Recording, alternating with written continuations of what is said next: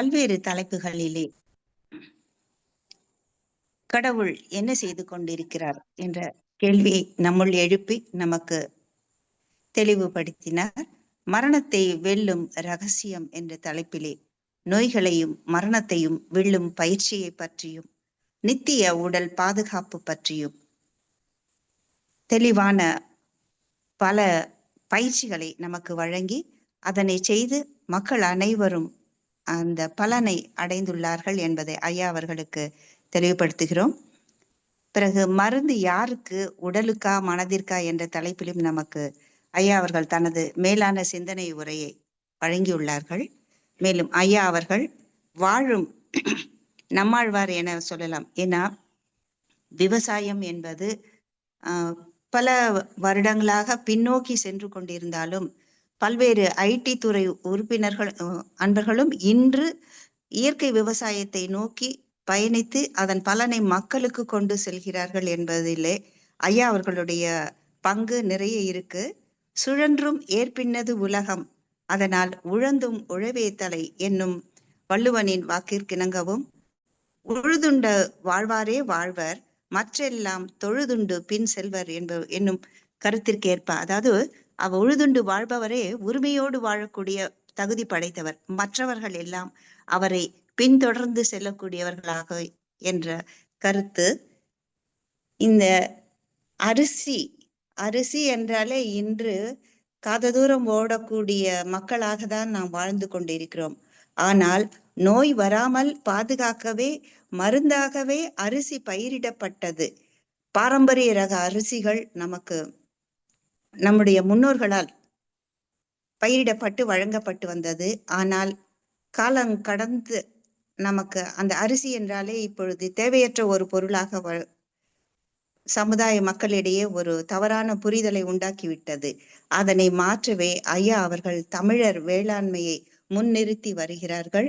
சித்த மருத்துவர் வரப்பு உயர்த்தி நீர் கட்டமைப்பு நீர் நிலை நிறுத்தி அந்த பாரம்பரிய வகை நெல் ரகங்களை பாதுகாத்து அதனை மக்களுக்கு அருளவே தன்னுடைய தமிழர் இயற்கை வேளாண்மை என்ற தலைப்பிலே ஒரு யூடியூப் சேனலை உருவாக்கி நேரடியாகவே மக்களுக்கு பயிரிட்டவுடன் பொருட்கள் சென்று சேர்வதற்காக ஐயா அவர்கள் நமக்கு ஒரு குரூப் இன்ட்ரோடியூஸ் பண்ணியிருக்காங்க. அதே போல சென்னையிலே பெருவெள்ள தடுப்பு முறைகளை மேற்கொண்டு அதனை சிறப்பாக நிலைநிறுத்தியுள்ளார்கள். மேலும் அண்ணா யூனிவர்சிட்டி, ஐஐடி ஆகிய இடங்களில் நீர் கட்டமைப்பையும் உருவாக்கி வருகிறார்கள். ஐயா அவர்கள் இன்று நமக்கு உடலுக்குள் மனமா மனதிற்குள் உடலா என்ற தலைப்பிலே தனது சிந்தனை உரையை அருளுமாறு அன்போடு தமிழ் ஆனந்த யோகா அருள் தொண்டர்கள் மற்றும் அனைத்து அன்பர்களின் சார்பாகவும் வாழ்க வளமுடன் என்று வாழ்த்தி வரவேற்கிறோம். மகிழ்ச்சி. அனைவரையும் சந்திப்பதில் பெருமகிழ்வு கொள்ளுகிறேன். தமிழ் ஆனந்த யோகம் அன்பர்கள் அனைவரையும் சந்திப்பதில் பெருமகிழ்வு. சற்றேறக்குறைய ஒரு மாதம் கழித்து மீண்டும் தொடர்புக்கு வருகிறோம். மனதுக்குள் உடலா உடலுக்குள் மனமா அப்படிங்கிறது ஒரு தலைப்பு. நம்ம எல்லாரும் என்ன நினைச்சிட்டு இருக்கோம், நம்ம ஏற்கனவே பேசியிருக்கிறோம். நம்ம என்னெல்லாம் நினைக்கிறோமோ அதையெல்லாம் செய்யறோம், நினைக்காததான் செய்யறோம். நினைக்காததான் செய்ய முடியாது இல்லையா? இதை ஒரு வீடு கட்டணும்னு நினைக்கிறோம், காலையில் எழுந்து காப்பி குடிக்கணும்னு நினைக்கிறோம், இன்னும் கொஞ்சம் நேரம் படுத்து கிடப்போம்னு நினைக்கிறோம். இன்னைக்கு இந்த வேலைகள் எல்லாம் நம்ம நினைக்காம செய்யறதே இல்லை. எந்த வேலையா இருந்தாலும் கடைக்கு போகணும்னா கூட நீங்க நினைச்ச பிறகுதான் போறீங்க, இதுதான் உண்மை. ஆனா நினைக்காமலே நீங்க நினைச்சாலும் செய்ய முடியாம எப்போ போகும்னா, உடலால முடியாமல் போகும் பொழுது நம்ம நினைச்சாலும் செய்ய முடியாம போயிடும். அது வரையில் நீங்க பிறந்த பிறகு உங்களுக்கு நினைவு என்று ஒன்று வந்த பிறகு நீங்கள் நினைக்காமல் எதையும் செய்வதில்லை. சரியா? நினைச்ச பிறகுதான் வேலை. கடைக்கு போவோம் அப்படின்னு நினைச்சாதான் போவோம், போவேனா நினைச்சா போக மாட்டோம். அப்ப நம்மளுடைய எண்ணங்களே நம்மை ஆண்டு வருகிறது. இதுதான் நிஜம். எண்ணம் இல்லாமல் செயல் இல்லை. சில சமயம் மட்டும் எண்ணம் இல்லாமல் செய்வோம். கையில எதையாவது பிடிச்சி வேற எதையோ நினைச்சிட்டு வேற கையால பிடிச்சி எதையோ கிண்டிக்கிட்டு இருப்போம். பேனாவால கோடு போட்டுக்கிட்டே உட்காந்துருப்போம். அல்லது செல்போன் எங்கேயோ ஒரு சிந்தனையோட இருந்துட்டு வேற ஒரு வேலை செய்வோம். அதாவது சிந்தனை வேற ஒரு இடத்துல இருக்கும், கை நம்மளை அறியாமலே வேலை செய்யும். இதெல்லாம் பாத்தீங்கன்னா இந்த சைக்கிள் ஓட்டுறது, வண்டி ஓட்டுறது, கார் ஓட்டுறது, வேற எதையோ யோசிச்சுட்டு கூட நம்ம இன்னொரு வேலை செய்வோம். இது ஒரு மாதிரி. ஆனாலும் கூட நம்ம இன்னைக்கு இந்த இடத்துக்கு போகணும்னா தான் வண்டி ஓட்டுவோம். வண்டி ஓட்டும் போது வேற வேற சிந்தனை எல்லாம் வரும். நல்லா புரிஞ்சுக்குவாங்க. சிந்தனைகளும் உடலும் வேறு வேறானது. ஆனால் நம்ம முடிகிற வரைக்கும், உடலால் முடிகிற வரைக்கும் சிந்தனைகள் உடலாகவே மாறி நின்று இயங்குகிறது. என்ன நினைக்கிறோமோ அதெல்லாம், அதாவது என்ன நினைக்கிறோமோ அதெல்லாம் செய்வோம். எப்பனாக்கா உடலால முடிகிற வரைக்கும் எண்ணம் செயல்பட்டு கொண்டே இருக்கும். மனம் நினைப்பதை உடல் செய்து கொடுக்கும். மனம் நினைப்பதற்கெல்லாம் உடல் பணிந்து போகும். இப்போ மனதுக்குள்ள உடல் ஆயிட்டு, ஏன்னா மனசு நினைச்சதெல்லாம் உடம்பு செய்யுது. உடம்புக்குள்ள மனசு எப்போ போகும் தெரியுமா? உடம்பால முடியாம இருக்கும் போதுதான் மனசு, ஆகா உடம்பு நம்மளுக்கு ஒத்துழைக்க மாட்டுது, இப்போ உடம்ப சரி பண்ணணும். அப்ப அதுக்கு பேர் தான் நோய். மனசு நினைக்கும் இதெல்லாம் செய்யலான்னு நல்லா இருந்தா தானே செய்ய முடியும். நல்லா இல்லாம போயிட்டோம், அப்ப உடம்புக்குள்ள மனசு அப்படின்னு மனசுக்கு தெரியும். அது வரைக்கும் மனசுக்குள்ள உடம்பு இருக்கும். உடம்புக்கு முடியாம போயிட்டுன்னா உடம்புக்குள்ள மனசு போயிடும். ஏந்திரிக்க முடியலன்னால என்ன செய்ய சொல்ற அப்படின்னுடுவோம். உடம்பால முடியலன்னு அர்த்தம். இப்போ ரெண்டும் உண்மை. 90% வாழ்நாள் மனசுக்குள்ளதான் உடல் இருக்கு. 10% தான் உடலுக்குள்ள மனசு இருக்கு. அது என்ன 90% 10% அப்படின்னு கேக்குறீங்களா? உங்க வாழுங்காலத்துல 90% காலம் மனம் என்ன நினைக்கிறதோ, அதை விரும்புகிறதோ, அதற்கு அறிவு துணையோடு அதை செய்து கொண்டே இருக்கிறோம். ஒரு சின்ன வேலையா இருந்தாலும் சரி, பல்லு விளக்கணும்னு நினைச்சா பல்லு விளக்குறோம், வாய் கொப்பளிக்கிறோம், ஒன்னொண்ணுமே நினைச்சுதான் செய்யறோம், நினைக்காம செய்யல. ஆனா உடல் என்ற ஒன்று முடியாமல் போனவுடன் மனம் நினைப்பதை செயல்படுத்த முடியாமல் போய்விடும். அப்ப வாழுங்காலம் முழுசும் மனசுல நினைக்கிறதெல்லாம் தான் செஞ்சுட்டே இருக்கும். உண்மையில கொஞ்சோண்டு நாள், கடைசி நாள் உடம்பு முடியலன்னா கொஞ்சம் கொஞ்சமா ஒவ்வொன்னா முடியலன்னுகிட்டே வந்துட்டு இருக்கும். ஒன்னொன்னா ஒரு வண்டி, எல்லா கருவிகளும், வண்டியோட எல்லா உள்ளுறுப்புகளும் பத்திரமா இருக்கிற வரைக்கும் ஓட்டிக்கிட்டே இருப்போம். Gear, clutch, petrol, engine, tyre, காத்து, எல்லாம் பாயிண்ட் எல்லாம் கண்மூடித்தனம் ஓடிக்கிட்டே இருக்கும், சுகமாவே தெரிஞ்சிட்டு இருக்கும். ஏன்னா எங்கெல்லாம் போகணுமோ அங்கெல்லாம் ஓடிக்கிட்டே இருக்கும். ஒரு பகுதியா வீணா போயிட்டே இருக்கும். ஒரு பகுதியா கடைசி கட்டத்துல வண்டி டேமேஜ் ஆகி, அது நல்லா இருக்கும் போதே அதை சீர் பண்ணணும்னு நினைக்க மாட்டோம். இதுதான் உடல், இதுதான் வண்டி, இதுதான் இயக்கம்.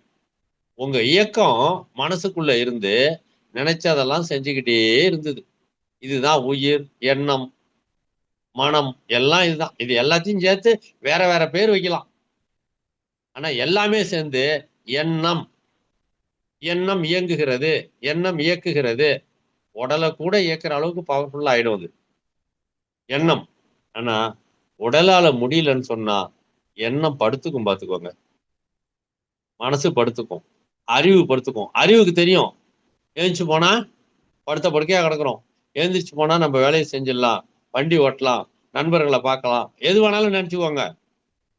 அறிவுக்கும் தெரியும், மனசு விரும்பும். ஆனா உடம்பு நினைக்கலன்னா செய்யவே முடியாதுங்க. உடம்பு முடியலன்னு சொல்லிட்டுன்னா செய்ய முடியாது. இந்த இடம் தாங்க உலகத்திலேயே தமிழர்கள் ஊன்றி கவனித்த இடம். அதுக்குதான் நான் அடிக்கடி சொல்லுவேன், தமிழ்ல பிறந்ததே பெருமை, தமிழ்ல பேசிட்டு இருக்கிறதே பெருமை.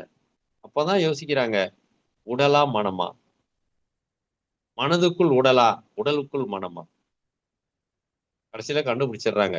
உடம்பு ஓடிக்கிட்டு இருக்கிறது மாதிரி தயாரா வச்சிருக்கிற வரைக்கும் மனசு நினைக்கிறதெல்லாம் செய்யலாம் தம்பி. அதனால உடம்ப ஓடுறதுக்கு தயாரா மட்டும் செஞ்சு வச்சுக்க. இவ்வளவுதான், முடிஞ்சிட்டு. இந்த கற்றையே முடிஞ்சிட்டு.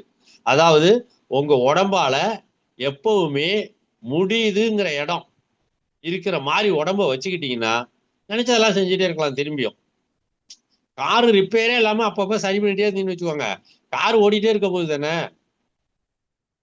ஓடிக்கிட்டே இருக்கும். சரி, காருக்கும் உடம்புக்கும் என்னங்க வித்தியாசம்? காரும் செஞ்சதுதான், நம்ம உடம்பும் செஞ்சதுதான். நிச்சயமா ஒரு 100 வருஷத்துக்கு முன்னெல்லாம் நீங்க இல்ல. கருவுக்குள்ள இருந்து நம்ம ஒரு உயிரா உடலா பிறந்து வெளியில வந்துட்டோம். இப்ப நம்ம எம்மா பெரிய ஆள் தெரியுமாங்கிறோம். நம்ம எல்லாம் பேசுறோம். ஆனா இந்த உடலை நம்ம செய்யல.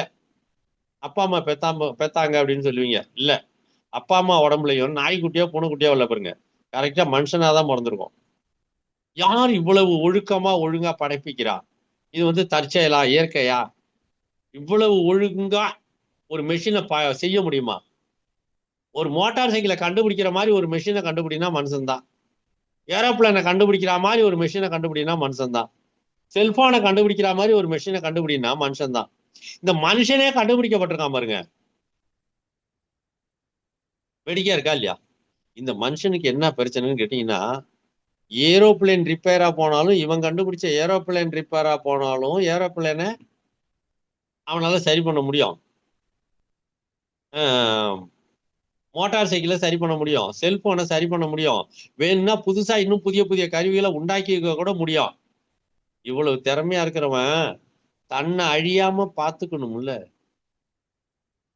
மனுஷன் கண்டுபிடிச்ச செல்போன் இருக்கு, மனுஷன் செத்து போயிடறான். மனுஷன் கண்டுபிடிச்ச ஏரோப்ளேன் இருக்கு, மனுஷன் செத்து போயிடறான். இது பைத்தியகாரத்தனமா தெரியல? பைத்தியம் மாதிரி இருக்கா இல்லையா?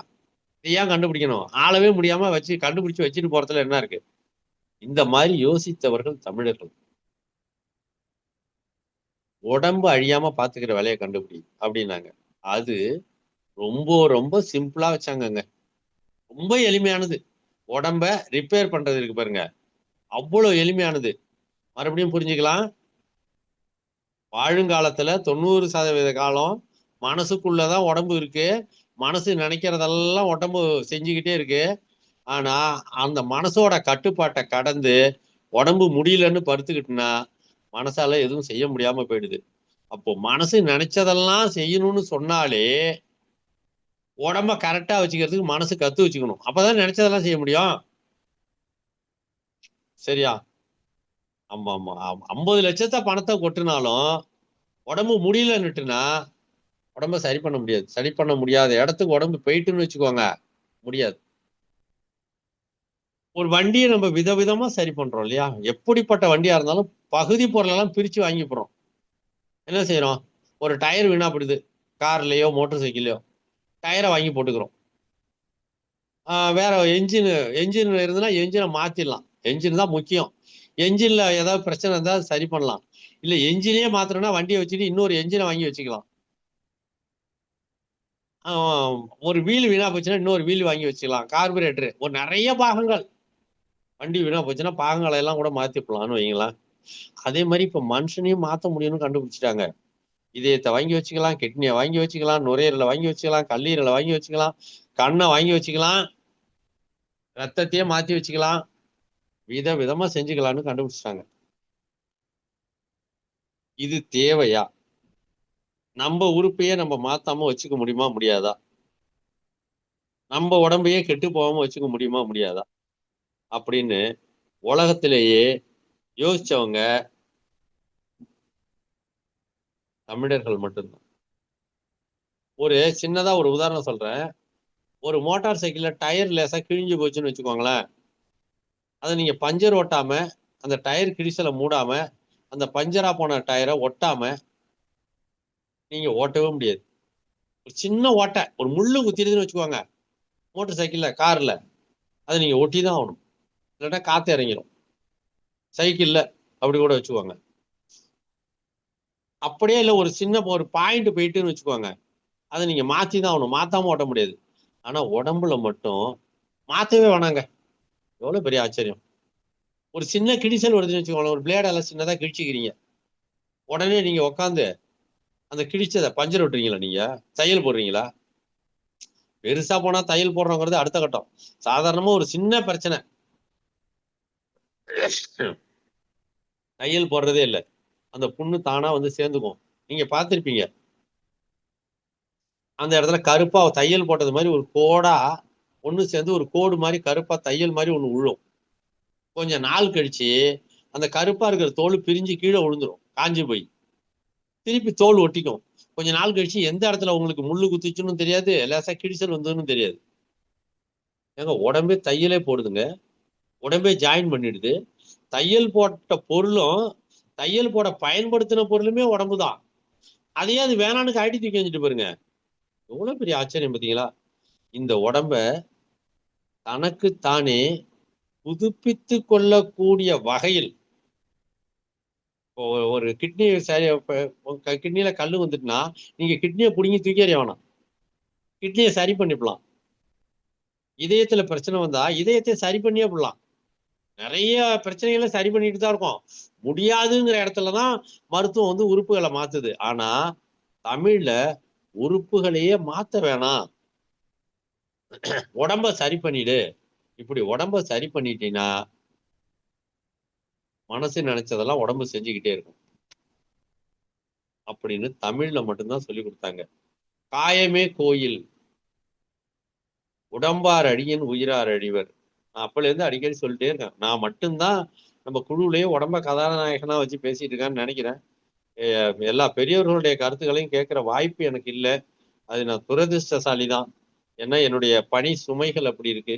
அதனால இருந்தாலுமே இருந்தாலுமே அப்படியே அவங்க சொல்லியிருந்தாலும் அதை நம்ம பெருமைப்படுத்துறோம். உடலை கதாநாயகனாக பாவித்து, கிடைத்தற்கரிய பொருளாக பாவித்து இந்த உடலை பாதுகாக்கணும், இந்த உடலை அழியாம வச்சுக்கணும்னாங்க. சரி, உடல்னா என்ன, உயிர்னா என்ன, மனசுன்னா என்ன, அப்படி போயிருவோம். உடலை அழியாம பாதுகாக்கிறது எப்படின்னு கத்து கொடுத்துட்டாங்க. எப்படி கத்து கொடுத்தாங்க? மருந்தே வேணாண்டா, உடம்ப ரிப்பேர் பண்ணிக்கலாம். நம்ம 90% பேரு மருந்தை நம்பிதான் வாழ்ந்துட்டு இருக்கோம் இல்லையா? மருந்து இல்லாம வாழ முடியாதுன்னு தெரிஞ்சுட்டு, ஆப்ரேஷன் இல்லாம வாழ முடியாதுன்னு தெரிஞ்சுட்டு, அந்த மாதிரி நம்மளை நம்ப வச்சுட்டாங்க. அல்லது பண்ணுனா நம்ம நல்லா இருக்கும், அதனால பண்ணிக்கிறோம். அது ஏதாச்சும் ஆனா நான் பொறுப்புலன்னு எழுதி வாங்கிக்கிறதுங்கிறது வேற கதை, அது தனியா விட்டுருவோம். ஆனா ஆப்ரேஷன் பண்ணா பொழைச்சு போனா பொழைச்சிக்கிறோம், அல்லது பொழைச்சிக்க வைக்கிறாங்க, ஏதோ கொஞ்ச நாள் ஓட்டுறோம். ஆப்ரேஷன் பண்ணிட்டு இருந்தா என்ன பண்ணுவோங்கிறீங்க? அப்போலோ ஹாஸ்பிட்டல்லே போறீங்க, ஒரு 15 லட்சம் செலவு பண்ணிட்டு வந்துட்டீங்க. வந்து என்ன பண்ணுவீங்கன்னு கேட்டான் ஒரு நோயாளியை. ஆப்ரேஷன் பண்ணிட்டு வந்தா என்னடா பண்ணுவாரு அப்படின்னு கேட்டான் ஒரு பையனை. பழையபடி இருப்பாரு. பழையபடி இருப்பாருன்னு என்ன செய்வாரு? தினம் சாப்பிடுவாரு, தூங்குவாரு, குளிப்பாரு, அவர் வேலையை ஒழுங்கா பார்ப்பாரு. இல்லையா? அதுக்கு முன்னே அதுதானே செஞ்சுட்டு இருந்தாரு பிறந்ததுல இருந்து. ஆமா. இப்ப திருப்பியும் செஞ்சுட்டு வந்து நோயாளியா ஆயிட்டாரு. திருப்பி ஆப்ரேஷன் பண்ணிட்டு வந்து திருப்பியும் பழையபடி சாப்பிடுவாரு, தூங்குவாரு, அவர் வேலையை பார்ப்பாரு. இதுக்குதான் 15 லட்சமா? 20 லட்சம், 30 லட்சம், 50 லட்சம் எல்லாம் கூட போகுது இல்ல. இந்த உடம்ப பழையபடி இயங்க வைக்கிறதுக்கான வேலையை கத்து வைக்கிறதுக்கு பேர் தாங்க மருத்துவம். கத்துக்கிட்ட பிறகு திருப்பி மனசுல நினைக்கிறதெல்லாம் இவர் செய்வார். இப்ப மனசு கதாநாயகனா வேஷம் போடணும்னாலே உடம்பு ஒத்துழைக்கணும்னு பாத்துக்கோங்க. அதுக்கு இந்த உடம்ப எப்படி ஒத்துழைக்க வைக்கிறது, எப்படி சரி பண்ண வைக்கிறது அப்படின்னு கத்துக்கிறது தாங்க வித்தை. இப்போ உடம்பு அழிஞ்சு போச்சுன்னா உயிர் அழிஞ்சிரும் அப்படின்னு சொன்னாங்க. ஆனா நம்ம கண்ணுக்கு உயிர் தான் முன்னாடி போற மாதிரி தெரியுது. அப்புறம் தான் உடம்பு நம்ம கண்ணுக்கு தெரியுது, உயிர் தான் தெரியறது இல்லை. அப்படிதானே? எல்லாரும் உசுர் போயிட்டுன்னு சொல்லுவோம். ஆனா உடம்பு தெரியுது, உசுர் எங்க போச்சுன்னு தெரியல. உடம்பு இருக்கும்போதுதான் உயிர் போயிடுது. ஆனா தமிழ் மருத்துவம் என்ன சொல்லுதுன்னா, உடம்பால முடியாம போறதுனாலதான் உயிர் போகுது, கிட்னி ஃபெயிலியரா போனதுனாலதான் உயிர் போகுது, இதய துடிக்கிறத நிறுத்தினதுனாலதான் உயிர் போயிடுது, ரத்த குழாய் வெடிச்சத்தாலதான் உயிர் போயிடுது. இப்படி பல காரணங்களை சொல்லி உடம்புல வந்த தப்பாலதான் உயிர் பிரியுது. அதனால உடம்ப சரியா வச்சுக்கோ, இதுக்கும் நீ பெரிய அளவுல செலவே பண்ண வேணாம், மருந்தே வேணாம், இந்த காத்து வெப்பம் குளிர்ச்சியை சரி பண்ணிட்டீங்கன்னா உடம்புக்குள்ள, இதாலதான் பிரச்சனையே வருது. இது அதிகமா போனாலும் நோய், உடம்புல இருக்கிற காத்து வெப்பம் குளிர்ச்சி அதிகமா போனாலும் நோய், குறைச்சலா போனாலும் நோய். இதை சரி பண்ணிட்டீங்கன்னா உடம்பு எந்த காலத்திலயும் இயங்கும். அதுக்கப்புறம் மனசு நினைக்கிறதெல்லாம் உடம்பு வச்சுட்டு செய்யலாம். அப்போ மனசுக்குள் உடம்பு மனசுக்குள் உடம்பு இருக்குது. எப்ப இருக்குதுன்னா அது நினைக்கிறதெல்லாம் செய்ய முடியற வரைக்கும் மனசுக்குள் உடம்பு இருக்கு. ஆனா மனசு நினைக்கிறதெல்லாம் உடம்பு செய்ய முடியாத இடத்துக்கு உடம்பு போயிருச்சுன்னா உடம்புக்குள்ள மனசு முடியாதுன்னு வந்து படுத்துரும். அது வரைக்கும் மனசு நினைச்சதெல்லாம் மனசு செஞ்சுக்கிட்டே இருக்கும். யாரோட துணையோட செய்யும்? உடம்போட துணையோட தான் செய்யும். இந்த இடத்துலதான் உடம்பை எப்படி வகைப்படுத்தணும் அப்படின்னு சொன்னாங்க. அதுக்கு என்ன செஞ்சாங்க? நித்திய உடல் பாதுகாப்பு முறைன்னு ஒரு பாதுகாப்பு முறையை வச்சாங்க. அதுக்கப்புறம் இந்த மனதில் ஓடுகின்ற எண்ணங்களை எல்லாம் அமைதியாக உட்கார்ந்து எண்ணங்களிலேயே வாழ துவங்கி எண்ணங்களை வழி நடத்த பழகினார்கள். நினைச்சா ஒரு வீடு கட்டுறங்கிற ஒரு எண்ணம் புடிவாதமா வந்துட்டுன்னு வச்சுங்களேன், நம்மளுக்குள்ள எவ்வளவு அலையிறோம், நாயா பேயா பார்த்துருக்கீங்க தானே. ஒரு வண்டி வாங்கணும், கார் வாங்கணும், ஒரு பிள்ளை கல்யாணம் பண்ணணும், இந்த மாதிரி எண்ணங்கள் வந்து நம்மை ஆண்டு கொண்டே இருக்கிறது. இந்த எண்ணங்களை ஒழுங்குபடுத்தினால் நம்முடைய உடலுக்கு மிக பெரும் சேதம் ஏற்படாது. உடலுக்கு சேதம் ஏற்படாத வகையில் எண்ணங்களை ஒழுங்குபடுத்தி கொண்டு வாழ கற்றுக்கொள்ள வேண்டும். இதுக்கு எப்படி செய்யறது? எண்ணங்களால் உடலுக்கு சேதம் ஏற்படாத வகையில் எண்ணங்களை பாதுகாத்து வைத்துக் கொள்ள வேண்டும். வரவுக்கு தக்க செலவு பண்றது. முதல்ல வீட்டுல இருக்கிற பொருளை எல்லாம் பெருமைப்படுத்தி வச்சுக்கிறது. வாங்கி போட்டதை விட்டுட்டு இன்னொன்னு பெருமையா நினைச்சிட்டு திருப்பியும் லோன்னு அலையிறது. அதை வாங்குறதுக்கு வாங்கினதெல்லாம் வீணாடிச்சிடுறது. வீணாடிச்சிட்டு புதுசா வாங்குறது. சம்பாதிச்ச காசை யோசனை பண்ணி செலவு பண்றதே இல்லை. கண்ணு மணி தெரியாம செலவு பண்ணிட்டு திருப்பி சம்பாதிக்கிறதுக்கே ஓடுறது.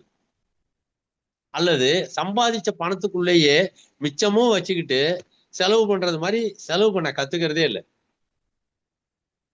திருப்பியும் உடம்புதான் அலையும். சம்பாதிக்கிறதுக்கும் திருப்பி அழிச்ச பொருளை திருப்பி வாங்குறதுக்கும் உடம்புதான் தெரிஞ்சுக்கிட்டே இருக்கும் ஒவ்வொரு நாளும். உடம்ப புதுப்பிக்கிற வித்தையவே நம்ம கத்துக்கல. அது ஒரு பக்கம். இன்னொன்னு, புதுப்பிக்கிற வித்தையை கத்துக்காமலே மேல மேல மேல மேல உடம்ப பயன்படுத்தி பொருள்களாலேயே ஆசைகளாலேயே நமக்கு நாமே உடலை அழித்துக் கொள்கிறோம். முதல்ல நோயிலிருந்து வெளியில வர கத்துக்கணும்.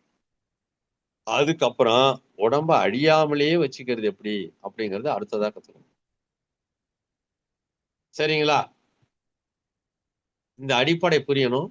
மறுபடியும் ஆரம்பிச்ச தலைப்பை பத்தி பேசுவோம். மனதுக்குள் உடல், உடல் ஆற்றலால் இயங்க முடிகின்ற வரையில் மனதுக்குள் உடல் இயங்கும். உடல் ஆற்றல் அழிந்து போகும் பொழுது உடல் உறுப்புகளால் இயங்க முடியாமல் போய்விட்டால் உடலுக்குள் மனம் அடங்கி போய்விடும். அப்போ உடம்புக்குள்ள மனசு அடங்கி போகணும் அப்படின்னா உடம்ப பத்திரமாவே வச்சுக்கிட்டு மனசுக்குள்ள உடம்ப கொண்டு வரணும்னா உடலுக்கு அதிகமான சுமை ஏற்றி கொள்ளாமலும் உடலுக்கு அதிகமான ஆயாசத்தை உண்டு பண்ணி கொள்ளாமலும் உடலை மீண்டும் மீண்டும் புதுப்பித்துக் கொள்ளும் விதமாகவும் நாம் நம்முடைய பழக்க வழக்கங்களை மாற்றி கொள்ள வேண்டும். அந்த மாதிரி மாத்திக்கிட்டோம்னா உடம்பு கொஞ்சம் கொஞ்சமா தன்னை புதுப்பிச்சுக்கும். மனசு நினைக்கிறதெல்லாமும் செய்யும். அப்படியே உடம்பு நோயில இருந்து அப்போலோ ஹாஸ்பிட்டல்ல இருந்து வந்துட்டோம்னா திருப்பி பழையபடி நான் ஓடுறேன், அதை செய்யறேன், இதை செய்யறேன்னு செஞ்சாக்கா திருப்பியும் உடம்பால முடியாம போயிடும். அதனால உடம்பால முடியக்கூடியது என்ன அதை செய்யணும். அப்புறம் உடம்ப புதுப்பிக்கிற வித்தைய உண்மையாவே கத்துக்கணும். பொய்யா கிடையாது. உண்மையாவே கத்துக்கிட்டு உடம்பால முடியுதுங்கிறத நம்ம அப்பப்ப சோதிச்சும் பார்த்துக்கணும். அதுக்காக மீண்டும் உடம்பால முடியுதுங்கிறதுக்காக அதை கண்மூடித்தனமாக பயன்படுத்தி அழிவு நிலைக்கு கொண்டு செல்லக்கூடாது. இதுதாங்க இன்னைய கட்டுரையினுடைய சிறப்பா நம்ம பேச வரோம். இதுல விரும்புகிற நண்பர்கள், மணி 7 மணி ஆக போகுது, விரும்புகிற நண்பர்கள் ஏதும் கலந்துரையாடல் மூலமாக ஐயங்கள் இருந்ததுன்னா கேளுங்க, நம்ம கலந்துக்கலாம். ஏற்கனவே பயிற்சியில் இருக்கிறவங்களும் இருப்பீங்கன்னு நினைக்கிறேன். அவங்களும் வாய்ப்பு இருந்தா பேசுங்க. நம்ம மீண்டும் கட்டுரைக்குள்ள போவோம். ஏதும் உங்களுக்கு ஐயங்கள் இருந்தா கேளுங்க. இதுல 27 பேர் இருக்கீங்கன்னு நினைக்கிறேன். வாழ்க வளமுடன். ஏதும் டவுட் கேட்கிறவங்க பண்ணுங்க.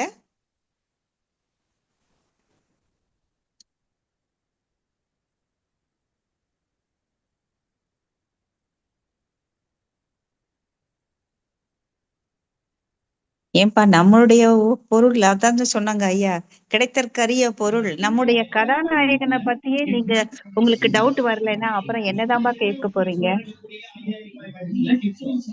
நிறைய பயிற்சிகளுக்கு போகணும், புது புது ஆச்சரியமா இருக்கு. பயிற்சிகள். 27 ஆச்சரியமா பேர் இருக்குங்க. கேட்டிருக்கீங்க. ஆமா. ஆமாந்தாங்க. சரிங்க ஐயா, ஒரு கேள்வி கேட்கலாம் உங்களை.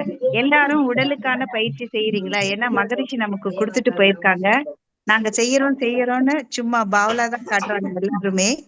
உண்மையாக செய்யக்கூடியவர்கள் கைகளை உயர்த்தலாம். நான் உண்மை செஞ்சீங்கன்னா உங்களுக்கு எந்த நோயுமே இருக்காது. ஐயா சொல்ற பயிற்சியை எல்லா மகான்களும் சொல்லி கொடுத்த பயிற்சியை நமக்கு 20ஆம் நூற்றாண்டின் மகான் நமக்கு கொடுத்திருக்காங்க. ஜியோமி அவர்கள், நீங்க பேசலாம். அன்மியூட் கொடுத்துக்கமா. பேசலாம். வாழ்க வளமுடன். பழனி பார்வதி. சொல்லுங்கம்மா, ஐயா கிட்ட பேசுங்க. வணக்கம்மா. வணக்கம் ஐயா. சொல்லுங்க தங்கம். நீங்க அருமையான தலைப்புக்குள்ள போனீங்க. உடலுக்குள் மனமா, மனதுக்குள் உடலான்னு சொல்லி. ஆனா இந்த உடம்பை எப்படி ஒத்துழைக்க வைக்கலாம், உடல்ல நோய் இல்லாம சரி செய்து கொள்ளணும், காற்று வெப்பத்தை சரி பண்ணுன்னு சொன்னீங்க. அந்த காற்று வெப்பம் சரி பண்ணுதல் என்பது மூச்சு பயிற்சினால பண்ணலாமா, இல்ல நம்ம நம்ம உடலை வெப்பமா இருந்ததுன்னா குளிர வைக்கிறதுக்கு அந்த பயிற்சிகள் எதுவும் இருக்கா? முடிச்சிட்டீங்களா? பேசவா? சொல்லுங்க ஐயா. இது வரைக்கும் உலகத்துல சொல்லி கொடுத்த எல்லா யோக முறைகள், மூச்சு பயிற்சி முறைகள், மருத்துவ முறைகள், இன்னும் உடல் பழக்க வழக்க முறைகள், அது எப்படிப்பட்ட குற்றமாய் இருந்தாலும் குற்றமான முறைகள் எல்லாவற்றையும் விட மிக உயர்ந்த முறையை நான் சொல்லி கொடுத்துருக்கேன்னு நான் நம்புறேன். அது என்னன்னு கேட்டீங்கன்னா, நீங்க ஒண்ணுமே செய்ய வேணாம். எப்படி? ஒண்ணுமே செய்ய வேணாம். காலையில 5 மணிக்குள்ள குளிச்சிருங்க, சாயந்தரம் 6 மணிக்குள்ள சாப்பிட்டுருங்க. இது வந்து நீங்க டெய்லி குளிச்சுதான் ஆகணும், டெய்லி சாப்பிட்டுதான் ஆகணும். 3 வேளை உணவு கடையில பெரும்பாலும் இடைவேளை உணவு எடுக்க வேணாம். இது எல்லாம் நித்திய உடல் பாதுகாப்பு முறைன்னு ஏற்கனவே நம்ம சொல்லிட்டோம். இரவுல வெந்நீர்ல நினைச்ச துணியால பாதங்களை தொடச்சிருங்க. வாரத்துல 2 நாள் எண்ணெய் தேய்ச்சி தலை குளிச்சிருங்க. இது பூமியில வெளிப்பக்கத்துல நம்ம உடம்புக்கு ஏற்படுற பாதிப்புகள்ல இருந்து உடம்ப மாத்தும். நீங்க அலைஞ்சிருப்பீங்க, போயிருப்பீங்க, வந்திருப்பீங்க, நேரம் கட்ட நேரத்துல சாப்பிட்டுருப்பீங்க, அளவு கடந்த உழைச்சிருப்பீங்க. இந்த உழைப்புகள்ல இருந்து உடலை கொஞ்சமா பிடிச்சி இழுத்துட்டு வந்துடும். அதாவது சைக்கிளை கொண்டு ஒரு வாரமா போட்டுற மாதிரி. ஓட்டிக்கிட்டே இருந்தாலும் சைக்கிள் தெரிஞ்சிருந்தானே, அந்த மாதிரி இது வந்து உங்களுக்கு உங்க உடலை மிக பெரும் தேய்மானங்களிலிருந்து மீட்டுக்கும். அதுக்கப்புறம் உடலை புதுப்பிக்கிறது, அதுதான் ரிப்பேர் பண்றது. ஓட்டி கொண்டாந்து ஓரமா போட்டுட்டா சைக்கிள் ரிப்பேர் பண்ண முடியாது, ரிப்பேர் ஆயிடாது, ரிப்பேரை சரி பண்ணிக்காது. ஓரமா கொண்டாந்து போட்டிருப்பீங்க, அது பஞ்சர் ஆயிருந்திருக்கலாம், எண்ணெய் படாம இருந்திருக்கலாம், காத்து குறைஞ்சிட்டு இருந்திருக்கலாம், ஏதாவது செயின்ல எண்ணெய் படாம சக்கரம் செயின் வந்து ஏறி இருந்திருக்கலாம், செயின் லூஸ் ஆகி இருந்திருக்கலாம், பால்ரஸ் வந்து சரியா ஓடாம இருந்திருக்கலாம். இப்படி பல பிரச்சனைகள் இருக்கலாம். அப்போ அதையெல்லாம் பழுது நீக்கிறதுன்னு ஒண்ணு இருக்கு பாத்தீங்களா, சரி பண்ணி எல்லா பார்ட்டும் பர்ஃபெக்டா ஆல்ரைட்டா பார்ட் எல்லாம் ரெடி பண்ணி வைக்கிறது வண்டியில. அந்த மாதிரி உடம்போல உள்ளுறுப்புகளை மிக சரியா சரி பண்றதுக்கு ஒரு ஆள் இருக்கான். அந்த ஆளை நீங்க வேலை செய்ய விட்டீங்கன்னா அவன் வேலை செய்வான், நீங்க குந்திக்கலாம். நீங்க முதலாளி, எல்லா வேலையும் செய்ய தெரிஞ்ச மெக்கானிக், அவனுக்கு பேரு தாங்க பசி. இந்த பசி மட்டும் இல்லைன்னா நம்ம செத்து தொலைஞ்சிருவோம். விதைக்குள்ள பசியும் தாகமும், பசியோட சேர்த்து தாகத்தையும் வச்சுக்குவாங்க, ரெண்டும் உடம்புக்கான தேவை. இந்த பசியும் தாகமும் இருக்கிறதால தாங்க ஆலமரத்து, கண்ணுக்கு தெரியாத ஆலமரத்து விதை 500 பேர் உட்கார்ந்தாலும் நிழல் கொடுக்குற ஆலமரமா விரியுது. பெருசு விரிஞ்சது இல்ல, அதுக்கு பசியும் தாகம் இல்லைன்னா செத்துப்படும் பாத்துக்கோங்க மறுநாள். அப்ப இந்த பசியும் தாகமும் தான் நம்ம அப்பாவோட உடம்புல நம்ம உயிரணுவா இருந்த போது பசியும் தாகமும் இருந்ததோடு தான் நம்ம வெளியில வந்தோம். அம்மா வயிற்றுக்குள்ள போனோம், அங்க உடம்ப வாங்கிட்டு பெருசா வந்தோம். தாயா இருந்தாலும் பிள்ளையா இருந்தாலும் வாயும் வயிறும் வேறன்னு சொல்றதுக்கு காரணமே பசியும் தாகமும் தான். இந்த பசியை எழுப்புற வேலையை நான் கத்து கொடுத்துருக்கேன். நான் கத்து கொடுக்கல, காப்பி அடிச்சேன். ஆனா இப்ப நான் அதை காப்பி அடிச்சு உங்களுக்கு கத்து கொடுத்துட்டேன் ஆனா போட. ராமலிங்க மாதிரி கைய மூடிக்கிட்டு உக்காந்தா முக்காட்டை போட்டுக்கிட்டு அது கொஞ்சம் கொஞ்சமா பசிய எழுப்பி முதல்ல கெட்டு போன பாகங்களை எல்லாம் சரி செய்ய வச்சுக்கும். கொஞ்சம் கொஞ்சமா வேலை நடக்கும். ஒரு வீடு கட்ட ஆரம்பிக்கிறீங்க, ஒரே நாள்லயே கட்டுருவீங்க? முதல்ல கல் வாங்கணும், மண் வாங்கணும், சிமெண்ட் வாங்கணும், இடம் தேர்ந்தெடுக்கணும், அப்புறம் தினம் ஓய்வு இல்லாம வேலை செய்யணும். இந்த ஓய்வு இல்லாம வேலை செஞ்சீங்கன்னா ஒரு வண்டியை ரிப்பேர் பண்ணவும் நீங்க ரிப்பேர் பண்ணி முடிச்சுக்கலாம். அன்னன்னைக்கு ரிப்பேர் பண்ணிடலாம். கொஞ்சம் கொஞ்சமா வேலை செஞ்சு முடிச்சு வீட்டை கட்டி அன்னன்னைக்கு வீட்டுல கரையான் வராம, பூச்சி வராம, புழு வராம, என்ன கிராக்கு விழாம அதையும் சீர் பண்ணிடலாம். இவ்வளவு வேலையும் நம்ம செய்யறோம். நம்ம உடம்ப யார் செய்வா அப்படின்னு கேட்டா அது பசி செய்யும். இந்த பசிய செத்து போவாம பத்திரமா எழுப்பி அதை வேலை செய்ய வச்சா நம்ம உடம்புல உள்ள எல்லா கழிவுகளையும் நீக்கிறோம். நம்மள மிக உயர்வான முறையில பாதுகாத்து காப்பாத்திரும். அதுக்கு நீங்க ஒரு வேலையும் செய்ய வேணாம். ராமலிங்க போய் முக்காடு போட்டு கையை டெய்லி ஒரு 1/2 மணி நேரம், 1/4 மணி நேரம், 3/4 மணி நேரம், 1 மணி நேரம் முடிஞ்சதுன்னா அதுவும் உங்களுக்கு தொல்லையே இல்லாத ராத்திரி நேரத்துல பக்கத்துல புள்ளையே படுத்திருந்தாலும் நீங்க பட்டல அமைதியே எழுந்துச்சு உட்காந்துருக்கலாம். எதை பத்தி வேணாலும் நினைக்கலாம். என்ன நினைக்கலாம்? உங்களை நினைக்கலாம், பிள்ளையோட நினைக்கலாம், எதிர்காலத்துல நினைக்கலாம், நம்ம ஆட்சி ஏன் இப்படி நடக்குதுன்னு நினைக்கலாம். இந்த மாதிரி ஏமாத்தி ஓட்டு வாங்கிட்டு நம்மள இப்படி நாரடிக்கிறாங்களேன்னு நினைக்கலாம். அணுகுண்டை ஏன்டா கண்டுபிடிச்சானோன்னு நினைக்கலாம். தண்ணி பஞ்சம் எப்போ ஒழியும்னு நினைக்கலாம். மனசுல என்ன நினைக்குதோ எல்லாத்தையும் நினைக்கலாங்க. ஆனா உடம்பு என்ன செய்யுது?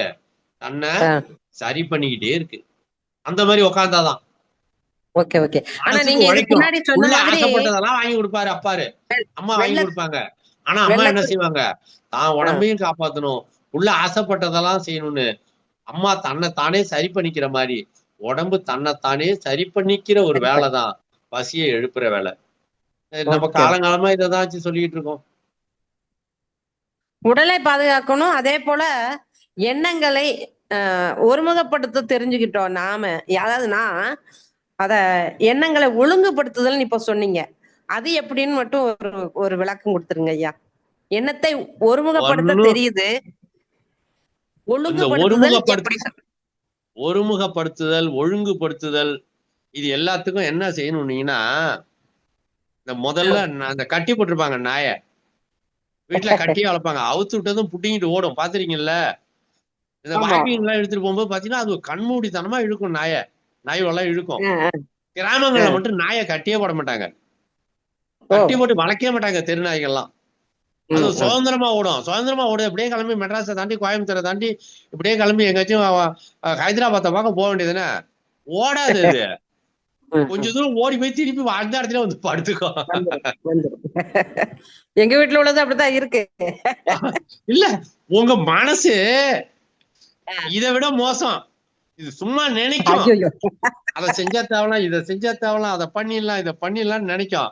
நீங்க சுதந்திரமா விட்டுடணும். எப்படி விடணும்? உக்காந்துக்கணும், ராத்திரி உக்காந்துக்கணும். சரி என்ன செய்யணுங்கிற? சரி வீடு கட்டணும், சரி கட்டியாச்சு, அப்புறம் சொல்லு. கல்லு வாங்கணும், சரி வாங்கிடுவோம், அப்புறம் சொல்லு. நீங்க என்ன செய்யணும்? எண்ணத்தை அது போன போக்குல விட்டுக்கிட்டே இருக்கணும். விட்டுக்கிட்டு கடைசியா கேட்கணும், இவ்வளவும் உன்னால செஞ்சிட முடியுமா? அதுக்கு நான்ல வேலை செய்யணும். எவங்கிட்ட போய் கடன் வாங்குறது? எங்க பிச்சை எடுக்கிறது? இல்ல அந்த பையன் சொன்ன வச்ச கேட்க மாட்டான், அதான் தெரியுது எனக்கு. நீ சொல்ற சொன்ன வச்ச கேட்க மாட்டான், அவனை என்ன பண்ணலாம் ஆத்திரம் வருது, எனக்கும் தான் வருது. நீ சீண்டிக்கிட்டே இருக்க, அவனை எப்படி படிய வைக்கிறதுன்னு தெரியல. அவனை அடிச்சா கேட்பானா, இல்ல ஏதாச்சும் மருந்து எடுத்து குடிச்சிருவானா, இல்ல வேற என்ன செஞ்சா அவன் நல்லா படிப்பான்? அதுக்கு வழி சொல்லு. ஆனா அவன் செய்யணும். எண்ணத்தை இங்கதான் மடக்கணும். அவனை செய்ய வைக்கணும்னா நீ சொல்றது சரியா? அடிச்சுட்டா படிச்சிருவான் அவன்? படிப்பு பிடிச்சதுன்னா படிப்பான். பாடம் மட்டும் பிடிச்சதுன்னா, செல்போனை பார்க்க பிடிக்குது, நோண்டிக்கிட்டே வந்துருக்கான். அது மாதிரி பாடம் அவனுக்கு பிடிக்க வைக்கணும். கண்மூடித்தனமா செலவு பண்றான். செலவே பண்ணாம சிக்கனமா இருந்தா எவ்வளவு நல்லதுங்கிறத அவனுக்கு புரியணும். அது புரிஞ்சதுன்னா கருமி மாதிரி செலவு பண்ணுவான். அப்போ அவன் எண்ணத்துக்குள்ள என்ன செஞ்சா அவன் சரியா செய்வாங்கிறத எனக்கு சொல்லி கொடு. இப்படி நம்ம எண்ணத்தை மடக்கணும். முதல்ல ஒரு எண்ணம் வரும், காலையில எழுந்ததும் வேலையா 2 சாத்தி 2 அடியை கொடுத்து சொன்ன வச்ச கேட்கிறியானுமே காலையில நாளைக்கு பொழுது விடிட்டோம் அப்படின்னு நினைச்சீங்கன்னா அந்த எண்ணம் சரியா. நீங்க சொன்ன மாதிரி இதுக்கு முன்னாடி நீங்க பேசுறப்ப சொல்லியிருக்கீங்க, எனக்கு அது 3 மணிக்கு 3:50க்குன்னு முழிப்பு வரும்போதெல்லாம் வெள்ளை துண்டை தலையில போட்டு கூட வள்ளலார் மாதிரி உட்கார்ந்து செய்யறேன். எண்ணங்கள் அமைதியாக இருக்கு, நல்லா கவனிக்கிறேன். நான் வந்து கேட்கறது என்னன்னா, அந்த நேரம் ஒழுங்கா நல்லா அமைதியா இருக்கு. மற்ற நம்ம குடும்ப சூழ்நிலையில பகல்ல கூட இந்த எண்ணத்தை நான் எனக்குள்ள நின்னு ஒழுங்குபடுத்தணும்.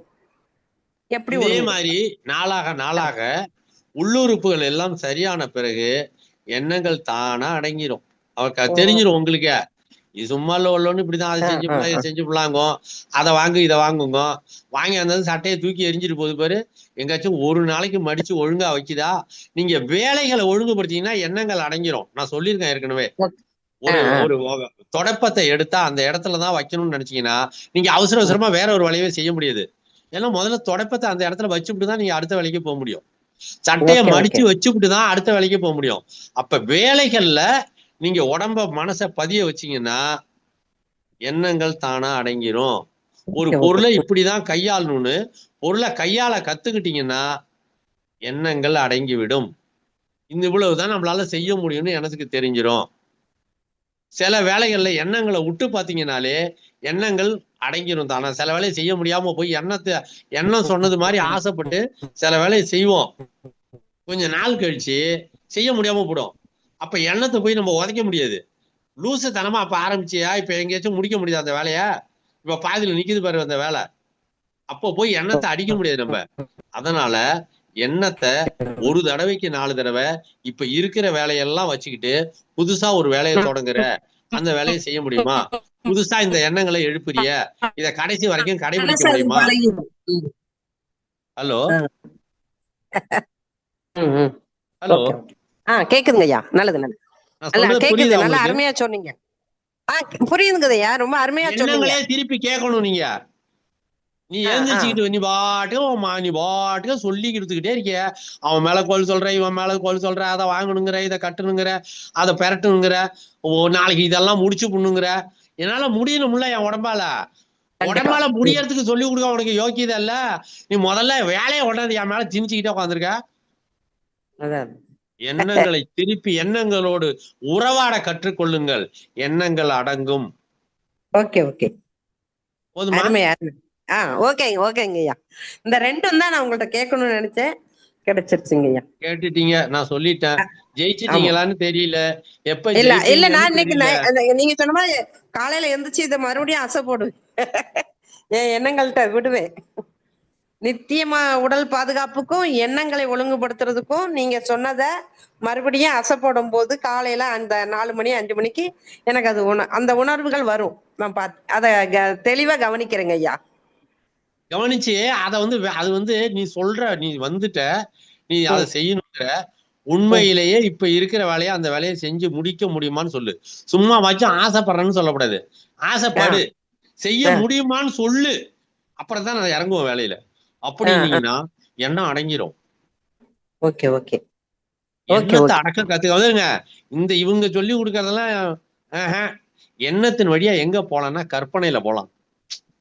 அப்படியே கற்பனையில ஒரு வீட்டுல வாடுறது மாதிரி நினைச்சு பார்க்கலாம். கற்பனையில தியேட்டர்ல உட்காந்துருக்க மாதிரி நினைச்சு பார்க்கலாம். கற்பனையில நம்ம விரும்பினதெல்லாம் சாப்பிட்ற மாதிரி நினைச்சு பார்க்கலாம். நம்ம விரும்பினது மாதிரி எல்லாம் வாடுறது மாதிரி கற்பனையில நினைச்சு பார்க்கலாம். ஆனா வாழ்க்கையில அந்த மாதிரி வாழ முடியாதுங்கும் போது கிடைச்சிருக்கிற இடம் இருக்கு பாருங்க, முதல்ல கிழிஞ்சு போன மெத்த மேல ஒரு புது போர்வையை போட்டு மூடலாம். இருக்கிற சட்டையை துவைச்சு அயன் பண்ணி போட்டுக்கலாம். புது சட்டை வாங்க வேண்டாம். இதுல மனசு அடங்கிட்டுன்னா, ஏன்னா இது உண்மை. கற்பனையில பார்த்த வினாடியில கற்பனை காட்சி கற்பனையில மறைஞ்சிரும். வண்ணங்கள்லாம் வந்து போகும். ஆனா நிஜத்துல வண்ணங்கள் உயிரோட இருக்கும். உண்மையிலேயே இன்னைக்கு கிழிஞ்ச மெத்த மேல ஒரு புது போர்வையை போட்டுட்டு நாளைக்கு பாத்தீங்கன்னா புது போர்வை உயிரோட இருக்கும். இது நிஜம். அப்ப உயிரோட இருக்கிறது மேல நம்ம ஆர்வம் காட்டணும். மாறி போகாத பொருள்கள், நிலையான பொருள்கள் மேல நிலையான பொருள்களை ஒழுங்குபடுத்துறதுல நம்ம ஆர்வம் காட்டணும். அப்படி நிலையான பொருள்ல மிக உயர்வான பொருள் உடம்புதான். அருமை அருமை. இதை வச்சுக்கிட்டு தான் எல்லா கேமுமே நம்ம ஆட முடியும். சந்தோஷமா இருக்கா? நல்லா சொல்லிருக்கானா?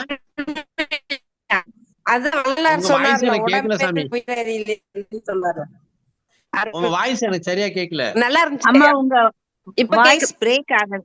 நல்லா இருக்குன்னு சொல்றாங்க ஐயா. உங்க வாய்ஸ் மிக்க மிக்க நன்றி ஐயா, நல்லா இருந்துச்சு. நல்லது நல்லது நல்லது நல்லதுமா. நல்லது. அடுத்தது சொல்லுங்க. லோகநாதன் ஐயா அவர்கள். லோகநாதன் ஐயா இருக்காங்க ஐயா. ஐயா பேசலாம். பேசுங்க. ஒரு மைக் டச். சத்தமா பேசுங்க. லோகநாதன் ஐயா உங்க மைக் ஒரு டச் பண்ணிக்கோங்க.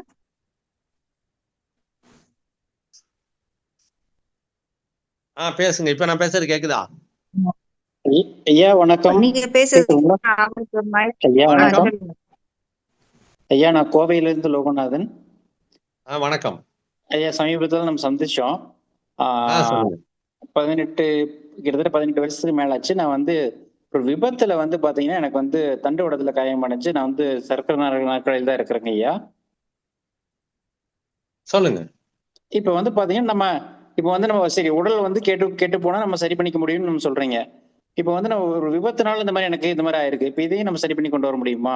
நான் நரம்புகள் எனக்கு சரிங்க, நரம்புகள் எனக்கு வந்து சிதைவு ஏற்பட்டு கழுத்துல. இப்ப வந்து மூளையும் நல்லா இருக்கு, கையும் நல்லா இருக்கு, காலும் நல்லா இருக்கு. ஆனா மூளை சொல்ற செயல்கள் வந்து கை காலுக்கு போகாதனால நான் கை கால் முடங்கி இருக்கேன். நீங்க என்ன பார்த்திருக்கீங்க நேர்ல ஒரு முறை. அதனால வந்து இப்ப அப்படி பார்த்தா நம்ம நிறைய பேர் நம்ம ரோட்ல பாக்குறோம் சர்க்கரை நாற்காலியில. அப்புறம் என்ன யாருமே சரியாகாமே இருக்கிறாங்க அப்படிங்கறதும் ஒரு கேள்வி. முதல் கேள்வி பதில் சொல்லிருக்கீங்க. நல்லது. இப்ப நம்ம பதிலுக்கு போவோம். எனக்கு இந்த மாதிரி பேசுறதுன்னா ரொம்ப பிடிக்கும். ஏன்னா நிறைய நேரங்கள்ல நம்ம அறியாமை அல்லது தெரியாமலே இருக்கிறோம். உண்மையிலேயே ஜெயிக்க முடியும் அல்லது பத்திரமா வாழ முடியுங்கிற உண்மையை கூட நம்ம தெரிஞ்சுக்காமலே இருக்கோம். பாருங்க எவ்வளவு பெரிய கொடுமை அது. அது மட்டும் தெரிஞ்சுட்டா நம்ம எவ்வளவு சந்தோஷமா வாழ்வோம் தெரியுமா? ஒரு கருவுல இருந்து ஒரு உயிர் உண்டாகி அதுக்கு ஒரு ஆண் உடம்புல கரு உருவாக 2 மாசம், ஒரு பெண் உடம்புல கரு முட்டை உருவாக 2 மாசம், அதுக்கப்புறம் கரு ஒண்ணு சேர்ந்து அதுக்கப்புறம் 10 மாசம் ஆகுது உடல் வளர. உடல் வளர்ந்த பிறகு அதுக்கப்புறம் பெருசா அப்புறம் அந்த உடல் வளர்ந்து குழந்தையா மாறினோன்னு குழந்தைக்கு உடனே ஞாபக சக்தி எல்லாம் இருக்காது, சிந்தனை எல்லாம் இருக்காது. கண்ணுல குச்சி எடுத்து குத்திங்கன்னா அப்படியே கம்முன்னு தான் இருக்கும். ஏன்னா அந்த உணர்வுகள் கொத்தினதுக்கு அப்புறம் தான் கத்தும். அது கூட அது வலிக்குதுன்னு கத்துதா என்னன்னே தெரியாது. அந்த மாதிரி சொல்லவே தெரியாது. எனக்கு இப்போ எறும்பு கடிக்குதுன்னா குழந்தையோட நான் பெத்தவங்க தான் பார்த்துப்பாங்க. என்ன காரணம், ஏன் கடிக்குது, ஏன் என்ன கத்துதுன்னா கத்துறதுதான் தெரியுமே தவிர அதுக்கு என்னன்னே சொல்லவே தெரியாது. மூளையில எதுவுமே தெரியாது. இந்த மாதிரி தெரியாத பிறகு தெரியுது, அறிவு தெரியுது, அதுக்கப்புறம் உணர்வு தெரியுது, அதுக்கப்புறம் உடம்பு உசுறு எல்லாமே தெரியுது, வண்ணங்கள் தெரியுது, ஆசைப்படுறது தெரியுது, ஆசையை எப்படி வழி நடத்தணும்னு தெரியுது, ஆசைப்படுறதெல்லாம் எப்படி பெத்துக்கணும்னு தெரியுது. இந்த உடல் இப்படி எல்லாவற்றையும் செய்ய தெரிந்து கொண்ட பிறகு உடல் ஒன்று சேதமாகிவிட்டால் அதை புதுப்பிக்க எவ்வளவு காலம் ஆகும், அதற்கு நாம் ஒத்துழைப்பு கொடுக்க வேண்டுமே, என்ன செஞ்சா அதை புதுப்பிக்கலாம். ஆனா உடம்பு புதுப்பிக்கிற முயற்சியில தான் இருக்குது. ஒரு புண்ணு ஏற்பட்டா ஆறிடுது, ஒரு சளி காய்ச்சல் வந்தா சரியாயிடுது. ஆனா இந்த மாதிரி ஒரு நீண்ட கால பாதிப்பு ரத்த குழாயிலையோ எலும்புலையோ வந்ததுன்னா அதை சீர்படுத்துறதுக்கு நம்ம என்ன நினைக்கிறோம்னா ஒரு ஆபரேஷனை பண்ணா உடனே எஞ்சி நடக்கிறார்ல அப்படின்னு நினைக்கிறோம். இல்ல, அந்த உடம்பு தன்னை சரிப்படுத்துவதற்கு மிக நீண்ட காலம் தேவைப்படுகிறது.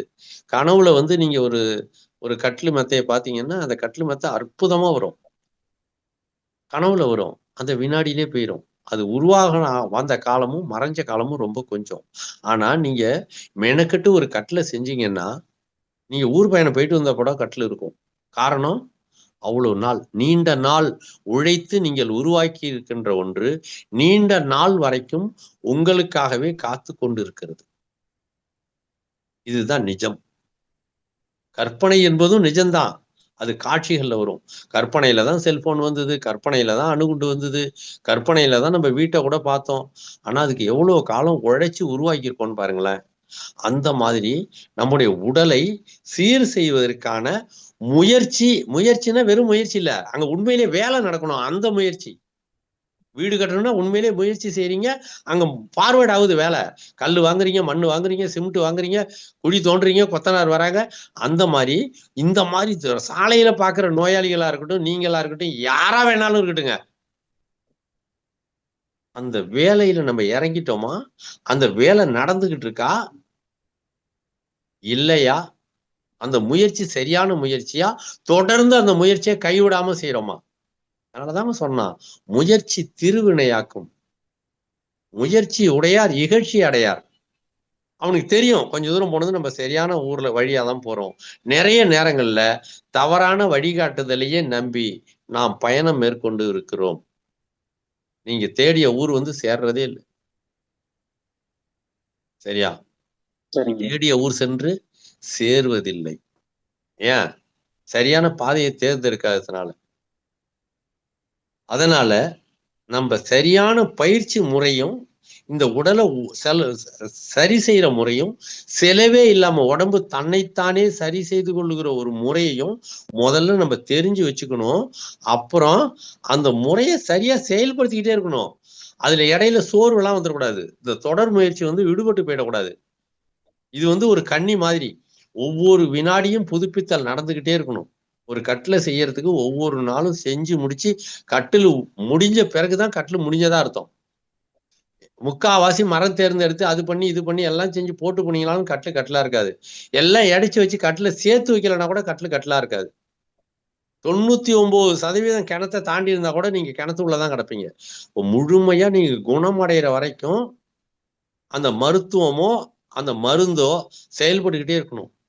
நம்ம தமிழ்ல பிறந்ததை பெருமைன்னு சொன்னல, என்னையா பெருமை இருக்கு அப்படின்னு நீங்க கேட்டீங்கன்னா, இன்னைக்கு சொல்றேன், குறிச்சு வச்சுக்கோங்க.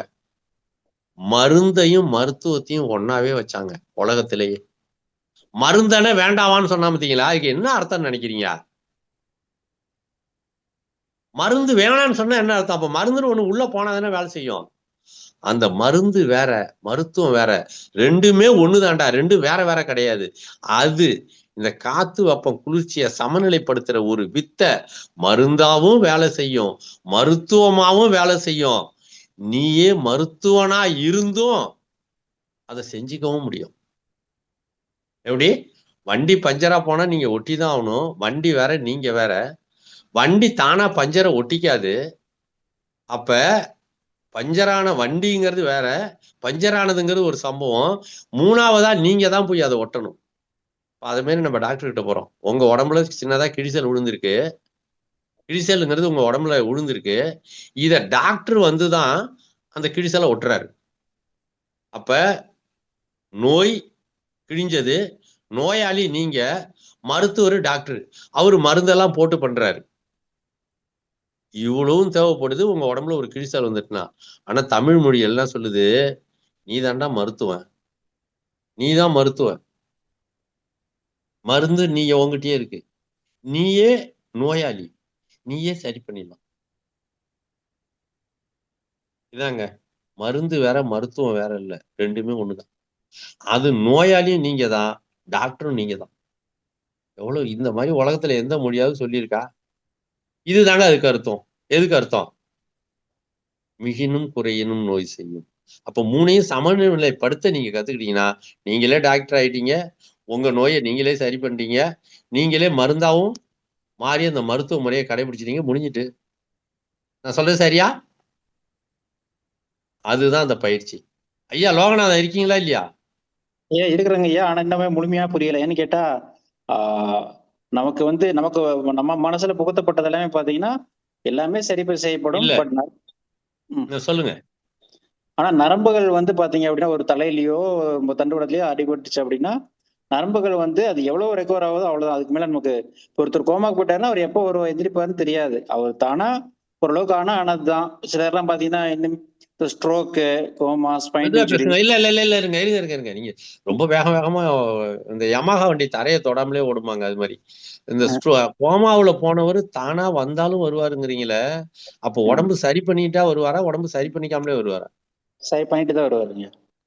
அந்த உடம்பை யார் சரி பண்ணா? தானே சரி பண்ணிடுச்சு. ரைட். இப்போ உடம்புக்கு தானே சரி பண்ண தெரியல, புண்ணாயிட்டு, நீங்க மருந்து போட்டா உடம்பு சரி பண்ணுது. இப்போ உடம்பு நீங்க சரி பண்ணீங்களா, உடம்பு தானே புண்ணை சரி பண்ணுச்சா?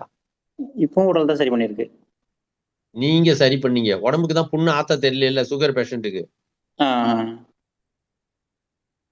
உடம்புக்கு தானா செய்ய தெரியாத போது நீங்க நினைச்சீங்கன்னா செய்ய வைக்க முடியும். ஆமா ஆமா ஆமாங்க. கோமா ஸ்டேஜுக்கு போன ஒரு பேஷண்ட்டை நீங்க நினைச்சீங்கன்னா மறுபடியும் உணர்வை ஊட்டி எழுப்ப முடியுங்கிறது உங்களுக்கு தெரியல, அல்லது டாக்டருக்கு தெரியல. ஒருவேளை இது தெரிஞ்சிருச்சுன்னு வச்சுக்கோங்க, இதுதான் உண்மை. நீங்க நினைச்சீங்கன்னா சரி பண்ண முடியும். அது அடுத்த கட்டம் பார்ப்போம். ஒருவேளை அது தெரிஞ்சிருச்சு வச்சுக்கோங்க, உலகத்துல கோமா பேஷண்ட்டே இருக்க மாட்டான் தெரியுமா? அப்படிதான் நாங்களாம் பல பேர் வீல் சேர்ல இருக்கிறோம் இன்னும். இல்ல, நீங்க மறுபடியும் பாருங்க, நான் சொல்ற இடத்த நீங்க இன்னும் உள்வாங்கவே இல்லைன்னு தோணுது.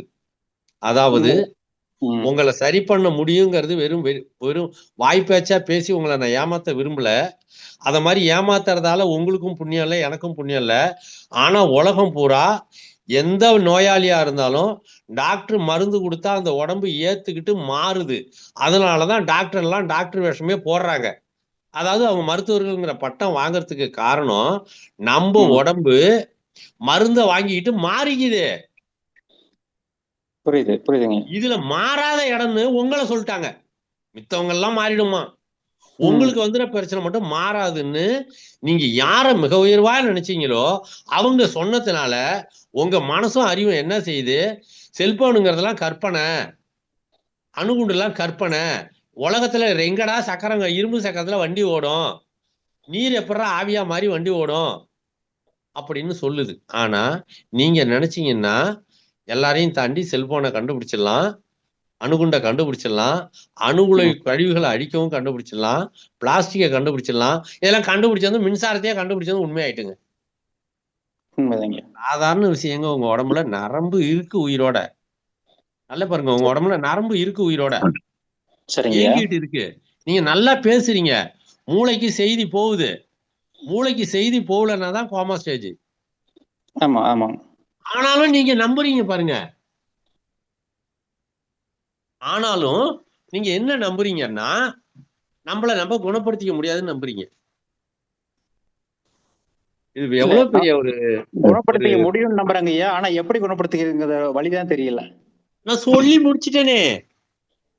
ஐயா வாழ்க வளமுடன். ஐயா நான் நண்பனிங்க. சாமி வணக்கம். வணக்கம்.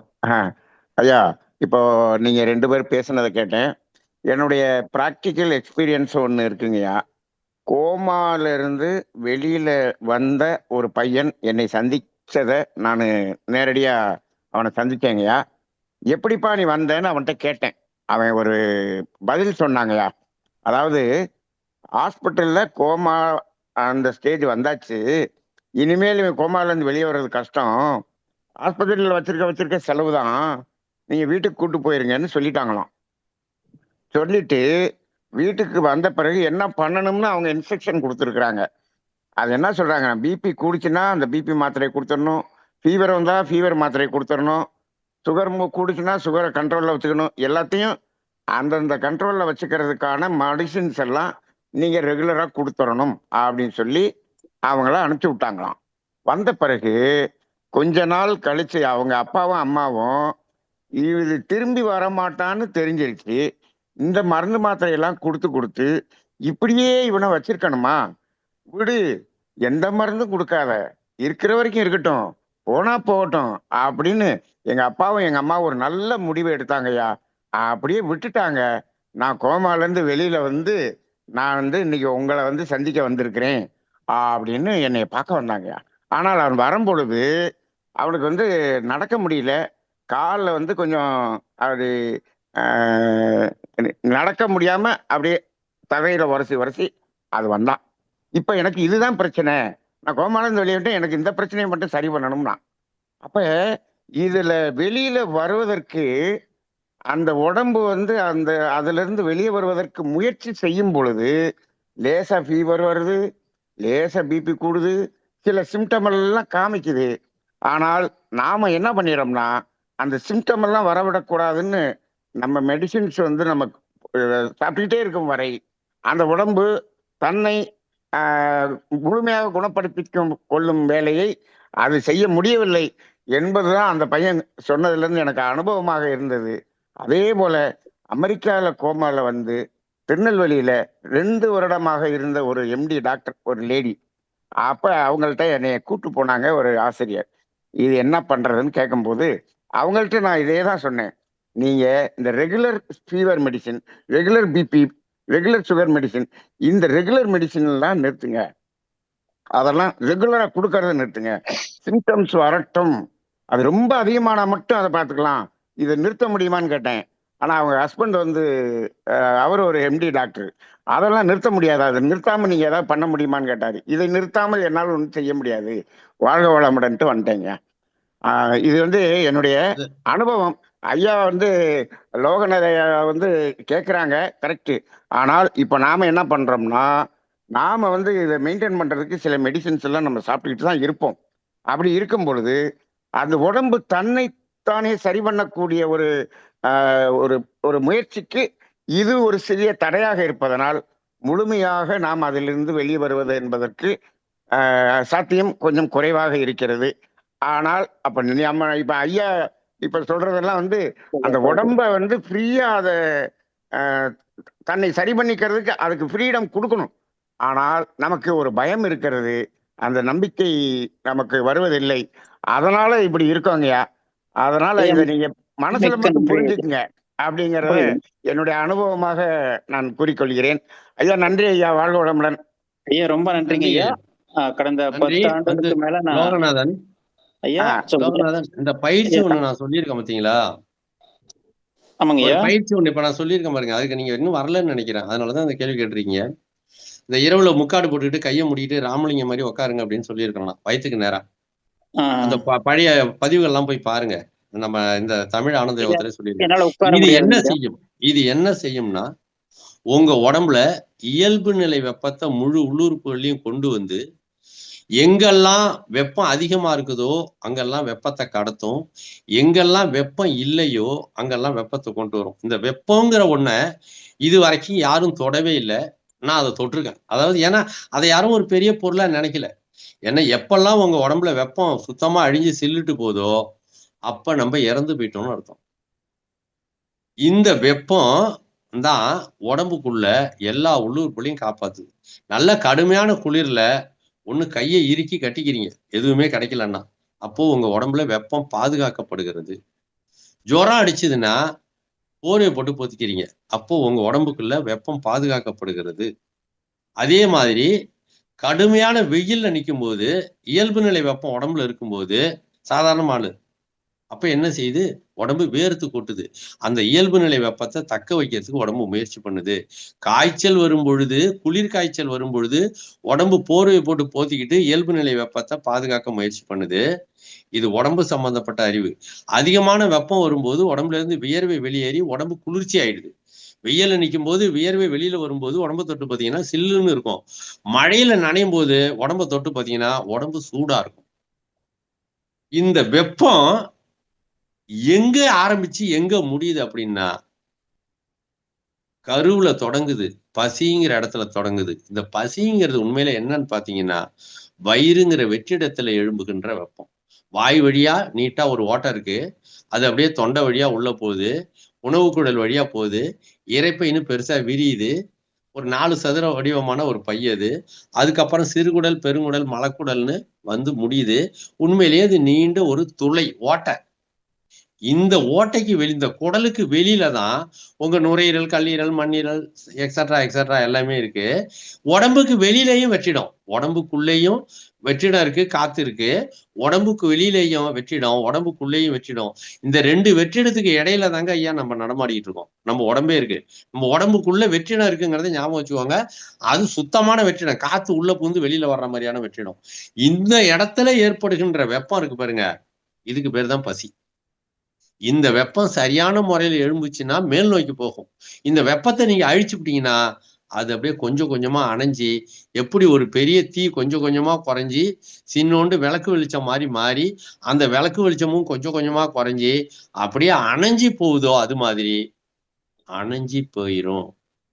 இதை சரியான முறையில ஏத்த பழகிட்டோம்னா, இந்த வெப்ப பசிங்கிற ஒண்ண எழுப்ப பழகிட்டோம்னா வேலை முடிஞ்சு. ஒண்ணும் இல்லைங்க, ராமலிங்கம் ஒரு வார்த்தை சொன்னாரு, இன்னைக்கு வரைக்கும் யாரும் மறுக்கவே இல்லை. கடை விரித்தோம் கொள்வார் இல்லை கட்டி விட்டோம்னாரு. நல்லா கவனிங்க. கடை விரித்தோம், இந்த வரி எல்லாருக்கும் தெரியும் நினைக்கிறேன், இது உள்ள இருக்கிற எல்லாருக்கும். வெறுத்து போய் சொன்னது ஒரு மனுஷன். கடை யாருக்கு விரிப்பாங்கன்னு நான் கேட்டேன். கடை திறக்கிறது யாருக்கு? கடை விரித்தோம்னா என்ன? எல்லா பொருளும் தெரியற மாதிரி யாருக்கு வைப்பாங்க? குருடனுக்கு வைக்கமா? குருடனுக்கு வைப்பாங்களா? வைக்க மாட்டாங்க. ஏன்னா குருடனுக்கு கடையை திறந்து வச்சான்னா மூடி வச்சான்னா ஒரு கர்மமும் தெரியாது அவனுக்கு. கண்ணு தெரிஞ்ச ஒருத்தனுக்கு பேனாவை பார்த்தது இது எழுதலான்னு தெரியும், பென்சிலை பார்த்தா என்னன்னு தெரியும், கத்தியை பார்த்தா என்னன்னு தெரியும், பழம்னா என்னன்னு தெரியும். அப்ப கண்ணு தெரிஞ்ச ஒருத்தவனுக்கு கடையில இருக்கிற பொருள் என்னன்னு தெரியும், அது எதுக்கு பயன்படுத்துறதுன்னு தெரியும். செவுடனுக்கு அதுல என்ன இருக்குன்னு தெரியும், அது எதுக்கு பயன்படுத்தணும்னு தெரியும்.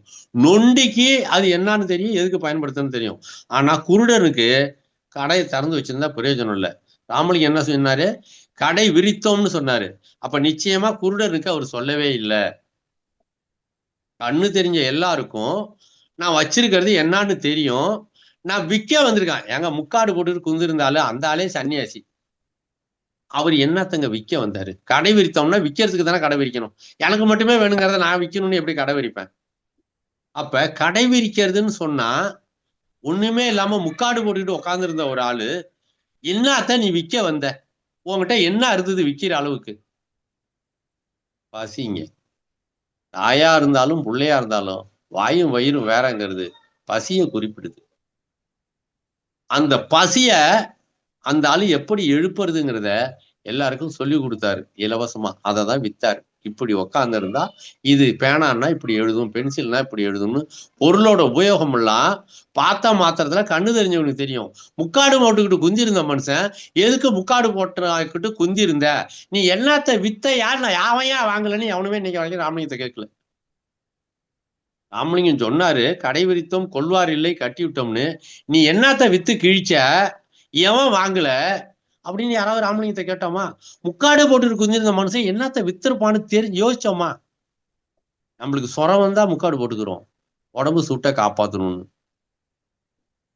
கைய கட்டிக்கிறோம் குளிர்ச்சுன்னா, அப்ப சூட்டை காப்பாத்தணும்னு. சாப்பிடாம உட்காந்துருந்தா என்ன வரும்? பசி வரும். சாப்பிட்டாதான் பசி போயிருமே. சாப்பிட்ட உடனே அழிஞ்சு போறது பசி. பயங்கரமா பசியா சாப்பிட்றோம், சாப்பிட்ட உடனே அழிஞ்சு போறது பசி. அருந்தியது பசி அற்றது பசி, அருந்தியது அற்றது போற்றி உனின். பசுமை பெருமைப்படுத்தி சாப்பிட்டீங்கன்னா, பெருமைப்படுத்தினீங்கன்னா போற்றுதல்ங்கிறான். எப்படியும் கடவுளை தான் போற்றி பாடுவோம், போற்றி போற்றின்னு. அந்த மாதிரி பசிய போற்றினீன்னா மருந்தானே வேண்டாவான்ட்டான் திருவள்ளுவன். அற்றால் பசி அற்றால் அளவு, அந்த பசிங்கிறத முன்னாடி போட்டுக்கணும் அந்த இடத்துல. அவன் எழுதும்போது அற்றால் அளவு அறிந்து உண்க, உடம்பு பெற்றான் நெடிது உயிக்குமாறு. ரொம்ப நாளைக்கு உடம்பு இருக்கிறது மாதிரி. இப்போ உடம்புக்குள்ள நோயே வராதுன்னு அர்த்தம். உடம்புக்கு நோய் வந்தா செத்தல போடுவான். அவன் மருந்தே சொல்லல. அற்றால் அளவு அறிந்து உண்க, தீயின் அளவு தெரிஞ்சு. அடுத்த வரியில சொல்றான், தீ அளவின்றி தெரியான் பெரிது உண்ணின் நோய் அளவின்றி படும். உள்ள இருக்கிற பசி என்பது வெப்பம் சார்ந்தது, அந்த அளவுக்கு தெரிஞ்சு சாப்பிடலன்னா அழிஞ்சு போயிடும்னா. சரி, இப்ப ராமலிங்கம் பசி தெரிஞ்சு சாப்பிட்டாரா இல்லையா? அந்த ஆளு சாப்பிடவே இல்லைல்ல. அந்த ஆளு என்ன செஞ்சாரு? பசியை வச்சுட்டு என்ன பண்ணாரு? அதாங்க மரணமில்லா பெருவாழ்வு. அதாவது இந்த இடத்துல நல்லா கவனிங்க. அவர் ஒரு அணையா விளக்குன்னு ஒண்ணு வச்சிருப்பாரு. உண்மையில ஒரு பூனை தாண்டுனா அமைஞ்சு போடுங்க. அது எண்ணெய் ஊத்தி கொளுத்தி இருக்கிற ஒரு அகல் விளக்கு. நிறைய பேர் பார்க்கலன்னா போய் பாருங்க, வடலூர்ல இருக்கு. அந்த ஆளு கையால ஏத்தின விளக்கு. 150 160 வருஷத்துக்கு முன்ன ஒரு கண்ணாடி கூண்டு, அது உள்ள எரியுது. இப்பவும் நீங்க நினைச்சீங்கன்னா இருட்டுல போய் தள்ளி விட்டீங்கன்னா அந்த விளக்கு அமைஞ்சிடும். இது எப்படிங்க அணையா விளக்காச்சு? இந்த விளக்கு சூரியன் பகல்ல எவ்வளவு வெளிச்சம் கொடுக்குது, ஆனா இருட்டு வந்ததும் பை சொல்லிட்டு போயிடுது. அது குட் பை சொல்லிட்டு இருட்டு வந்தா பயங்கர இருட்டு ஆயிடுது. ஆனா நீங்க ஏத்துற விளக்கு இருக்கு பாருங்க, நீங்க எவ்வளவு நாளைக்கு எண்ணெய் ஊத்துறீங்களோ அவ்வளவு நாளைக்கு அது அணையாது, அது எரிஞ்சுக்கிட்டே இருக்கும். அதுக்கு நீங்க ஒரு கூண்டு போட்டு காப்பாத்திட்டீங்க. இந்த மாதிரி உடம்புக்குள்ள இருக்கிற பசிய காப்பாத்தி வச்சுக்கிட்டா போதும். இதையும் அந்த ஆள் தான் சொன்னாரு, பசித்திரு தனித்திரு விழித்திரு. இன்னைக்கு வரைக்கும் பசிங்கிற ஒண்ணு எழுப்பணும்னு யாரும் நினைக்கல. அப்ப அளவு கடந்த பசி தீனிக்கு அலையும் போது அவருதான் சத்திய தர்மசாலைன்னு ஒண்ணு எழுதி ஒண்ணு போட்டு, அன்னைக்கு கொளுத்தி வச்ச அடுப்பு இன்னமும் அணையல, அணையா அடுப்புன்னு சொல்லுவாங்க. சோறு போட்டுக்கிட்டு சொன்னது என்ன சொன்னார்னா, பசியோட இருக்க கத்துக்க. ஏன் பசி இந்த உடலை புடம்போடுகிறது, இந்த உடலுக்கு வருகின்ற நோய்களை எல்லாம் நீக்குகின்றது. நீ விரும்புகிற வரையில் இந்த உடலை வாழும் வகை உடையதாக மாற்றி கொடுக்கக்கூடியதாக இருக்கிறது. ஒரு ஒளியாக உன்னை மாற்றக்கூடிய அளவிற்கு பசி சிறிது சிறிதாக எழும்பி உன்னுடைய உடலை அழியா உடலாக மாற்றும். அப்பதான் எழுதுனா கடைசியா, உயிர்கள் யாவும் ஒளி நிலை பெறுக. வெளிச்சமாவே மாறிக்கலாம். பேரண்டத்துல கோடான கோடி கோள்கள் ஒளிக்கோள்கள் இருக்கு. ஒளிக்கோள் உள்ள நீங்க ஒரு ஒளி கோளுக்குள்ள போகணும்னா நீங்க முதல்ல உங்க உடம்ப ஒளியா மாத்தினாதான் போக முடியும். அல்லது ஒளிக்குள்ள போகக்கூடிய அளவுக்கு இருளா இருக்கணும். ஒரு வீட்டுக்குள்ள இருண்ட வீட்டுக்குள்ள வெளிச்சம் ஏத்தினீங்கன்னா இருட்டெல்லாம் எங்க போவோம்? எல்லாம் வெளிச்சத்துக்குள்ள வந்து அடங்கிடும். அந்த மாதிரி ஒளிக்குள்ள போக உன்னை தகுதிப்படுத்தணும்னா முதல்ல உன் உடம்புல இருந்து வெப்பம் அழியக்கூடாது. ஒரு பொருள் ஒளிர தயாரா இருக்கும் பொழுது அதுக்கு முதல்ல என்ன செய்யணும்? வெப்பத்தை ஏற்றுக்கொள்ளுகின்ற மனப்பக்குவம் வேணும். முதல்ல ஒரு பச்சை செடி வெளிச்சமா மாறுமா? அதுல உள்ள நீரெல்லாம் அழிஞ்சு போன பிறகுதான் வெளிச்சமா மாறும். அப்புறம் தான் வெப்பம் அதை தொடும். அதுக்கப்புறம் அது எண்ணெயா மாறும், பத்திக்கிட்டு எரியும். நெய் எப்படி உருவாக்குது? நம்ம உடம்புல எண்ணெய் சத்து இருக்கு. இதெல்லாம் சாகா கலியில வர வேண்டிய தலைப்பு. அதையெல்லாம் நம்ம விட்டுடலாம். அது அப்புறம் வேற ஒரு நாளைக்கு பேசலாம். உடலை ஒளியாக மாற்ற முடியும் என்று நிரூபித்த ஒரு பேரறிஞன், மாற்றி காட்டிய செயல்முறை சாத்தியன் ராமலிங்கம் எழுதினாப்புல, சாத்தியனுக்கே சாதகம் கூடும். யாருக்கு கூடும்? பிராக்டிஸ் பண்றவனுக்கு தான்ப்பா வரும். பயிற்சியே பலம். வண்டி ஓட்ட கத்துக்கணும்னா கூட பயிற்சி வேணும். அந்த பயிற்சியை நான் இப்படி உட்காந்து காட்டுறேன். நீங்க கத்துக்கிட்ட மூச்சு பயிற்சி, யோக பயிற்சி, ஆசனங்கள், ஆகமங்கள், வேத ஆகமம் எல்லாம் முடிவு. நான் செத்து போகாமல் இருந்தால்தான் எல்லாமே உண்மை. பூமி உண்மை, நான் உண்மை, பேரண்டம் எல்லாமே உண்மை. அதனால செத்து போகாம இருக்கிறத முதல்ல கத்துக்க. நீயே கடவுள் நிலையை அடைந்து விடு. அழியாமல் இருப்பது எப்படி என்பதை கற்றுக்கொள். மரணம் இல்லாத பெருவாழ்வுன்னா சும்மா ரீல் கிடையாது. அது உண்மையிலேயே உங்களுடைய உடலை அழியாம காப்பாற்ற முடிஞ்சதுன்னா தி கிரேட். இதுதான் மிக பெரும் சாதனை. இந்த சாதனை எங்க வருதுன்னா பசியின் வழியா தொடங்கி உங்க உடம்ப கொஞ்சம் கொஞ்சமா உடம்புல இருந்து நீரை கடத்தி, காத்த கடத்தி, வெப்பத்தின் வழி கொண்டு வெப்பத்தை கொஞ்சம் கொஞ்சம் ஒரு விளக்க மட்டுமே கொளுத்தி வச்சுட்டு பிராக்டிஸ் பண்ணியிருக்கிறாரு. அவரு பிராக்டிஸ் எங்க? விளக்கு. விளக்கு எப்படி? நினைச்சா அணைஞ்சிடக்கூடிய விளக்கு. ஏன்னா அது வந்து கரண்ட் விளக்கு கிடையாது, சூரியன் கிடையாது. ஒரு தானாக எண்ணெய் ஏற்றி கொளுத்திய விளக்கு. அந்த எண்ணெய் எது? ஒரு செடியில இருந்து எடுத்தது. செடிக்கு ஏது எண்ணெய்? தேங்காய்க்கு எப்படி எண்ணெய் வருது? தேங்காய் முதல்ல மரத்திலேருந்து விழாம குறும்பையா இருக்கு. அந்த குறும்பை கொஞ்சம் கொஞ்சமா பெருசாகி முதல்ல இளநியா தான் மாறுது. அந்த இளநியை பூரா கொஞ்ச நாள் கழிச்சு தேங்காயே குடிச்சிடுது. வேற யாரும் வந்து குடிக்கிறது இல்லை. தேங்காயே எண்ணெயெல்லாம் குடிச்சிட்டு தேங்காயா மாறுது. தண்ணியை குடிச்சிட்டு, மன்னிக்கணும், இளநியை குடிச்சிட்டு தேங்காயா மாறுது. வர வர தேங்காயில தண்ணி குறைஞ்சிரும். அதுக்கப்புறம் தேங்காயில எண்ணெய் உருவாயிரும். அதுக்கப்புறம் அந்த எண்ணெயை கொளுத்துனீங்கன்னா 2.5 ஒளியோட கலக்கும். தண்ணீர் வெப்பத்துல கலக்கும், நீராவியா மாறி மேல போய் மீண்டும் நீரா மாறி வந்துடும். ஆனா எண்ணெய் ஒளியோட கலந்தா மீண்டும் வருவதே இல்லை. இந்த இடத்துக்கு உயிர்கள் போக முடியும்னு எழுதினாங்க ஒருத்தன். அவன் விஞ்ஞானியா இல்லையா? எல்லாம் பஜனை பாட்டு பாடுற ஆளை நம்ம ராமலிங்கத்தை நினைச்சிட்டு இருக்கோம். The great scientist, sense of giant, universal சயின்டிஸ்ட்னு நான் சொல்லிட்டு இருக்கேன். நான் மட்டும் தனியா சொல்லிட்டு இருக்கேன், புலம்பிட்டு இருக்கேன். அவ்வளவு பெரிய அறிவியல் வேலை அது, பிராக்டிக்கல். அது மின்சாரம் கண்டுபிடிச்சது எப்படி அறிவியல் உண்மையோ, அணுகுண்டை கண்டுபிடித்தது எப்படி உண்மையோ, அது போல ஒரு உடலை அழியாமல் காப்பாற்ற முடியும், ஒளியாக மாற்ற முடியும்னு சொன்னவன் ராமலிங்கம். செஞ்சு காமிச்சவன். அதுக்கு சாதாரணமா முக்காடு போட்டுட்டு கையை முடிட்டு உட்கார்ந்து இருக்கிற இடத்துல தொடங்கினா போதும். என்னை போலவே உங்களுக்கும் கொடுக்கப்பட்டு இருக்கிறது. பாதி இரவில் எழுந்தருளி பாவியனுக்கு அருள் செய்து நீதி நடம் செய்ய பேரின்ப நிதி நீதான். நான் பெற்ற பெரும்பேறு என்போல் இவ்வுலகம் பெறுதல் வேண்டுவனே. இந்த மாதிரி அவனாவது எழுதியிருப்பானா? என்னை மாதிரி இந்த பூமியில் உள்ள எல்லாருக்கும் வேணும் கொடுக்கணும் அப்படின்னு. பேதை உலகு உயிர் துயரம் இனி பொறுக்க மாட்டேன், கொடுத்தருளின் அருள் ஒளியை கொடுத்தருள் இப்பொழுதே. இந்த உலகத்துல உள்ளவெல்லாம் மரண பயத்துக்கு தாங்க அலையிறான். அதை முதல்ல போக்குறதுக்கு எனக்கு வழி கொடு.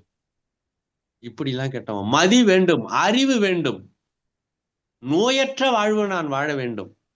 நிறைய பேர் சொல்லிட்டு அலையிறாங்க, ராமலிங்கம் கொளுத்தி விட்டாங்க, ராமலிங்கம் செத்து போயிட்டாரு, ராமலிங்கம் அதெல்லாம் இதாகிட்டாரு, சாம்பல் ஆக்கிட்டாங்க. நெவர்.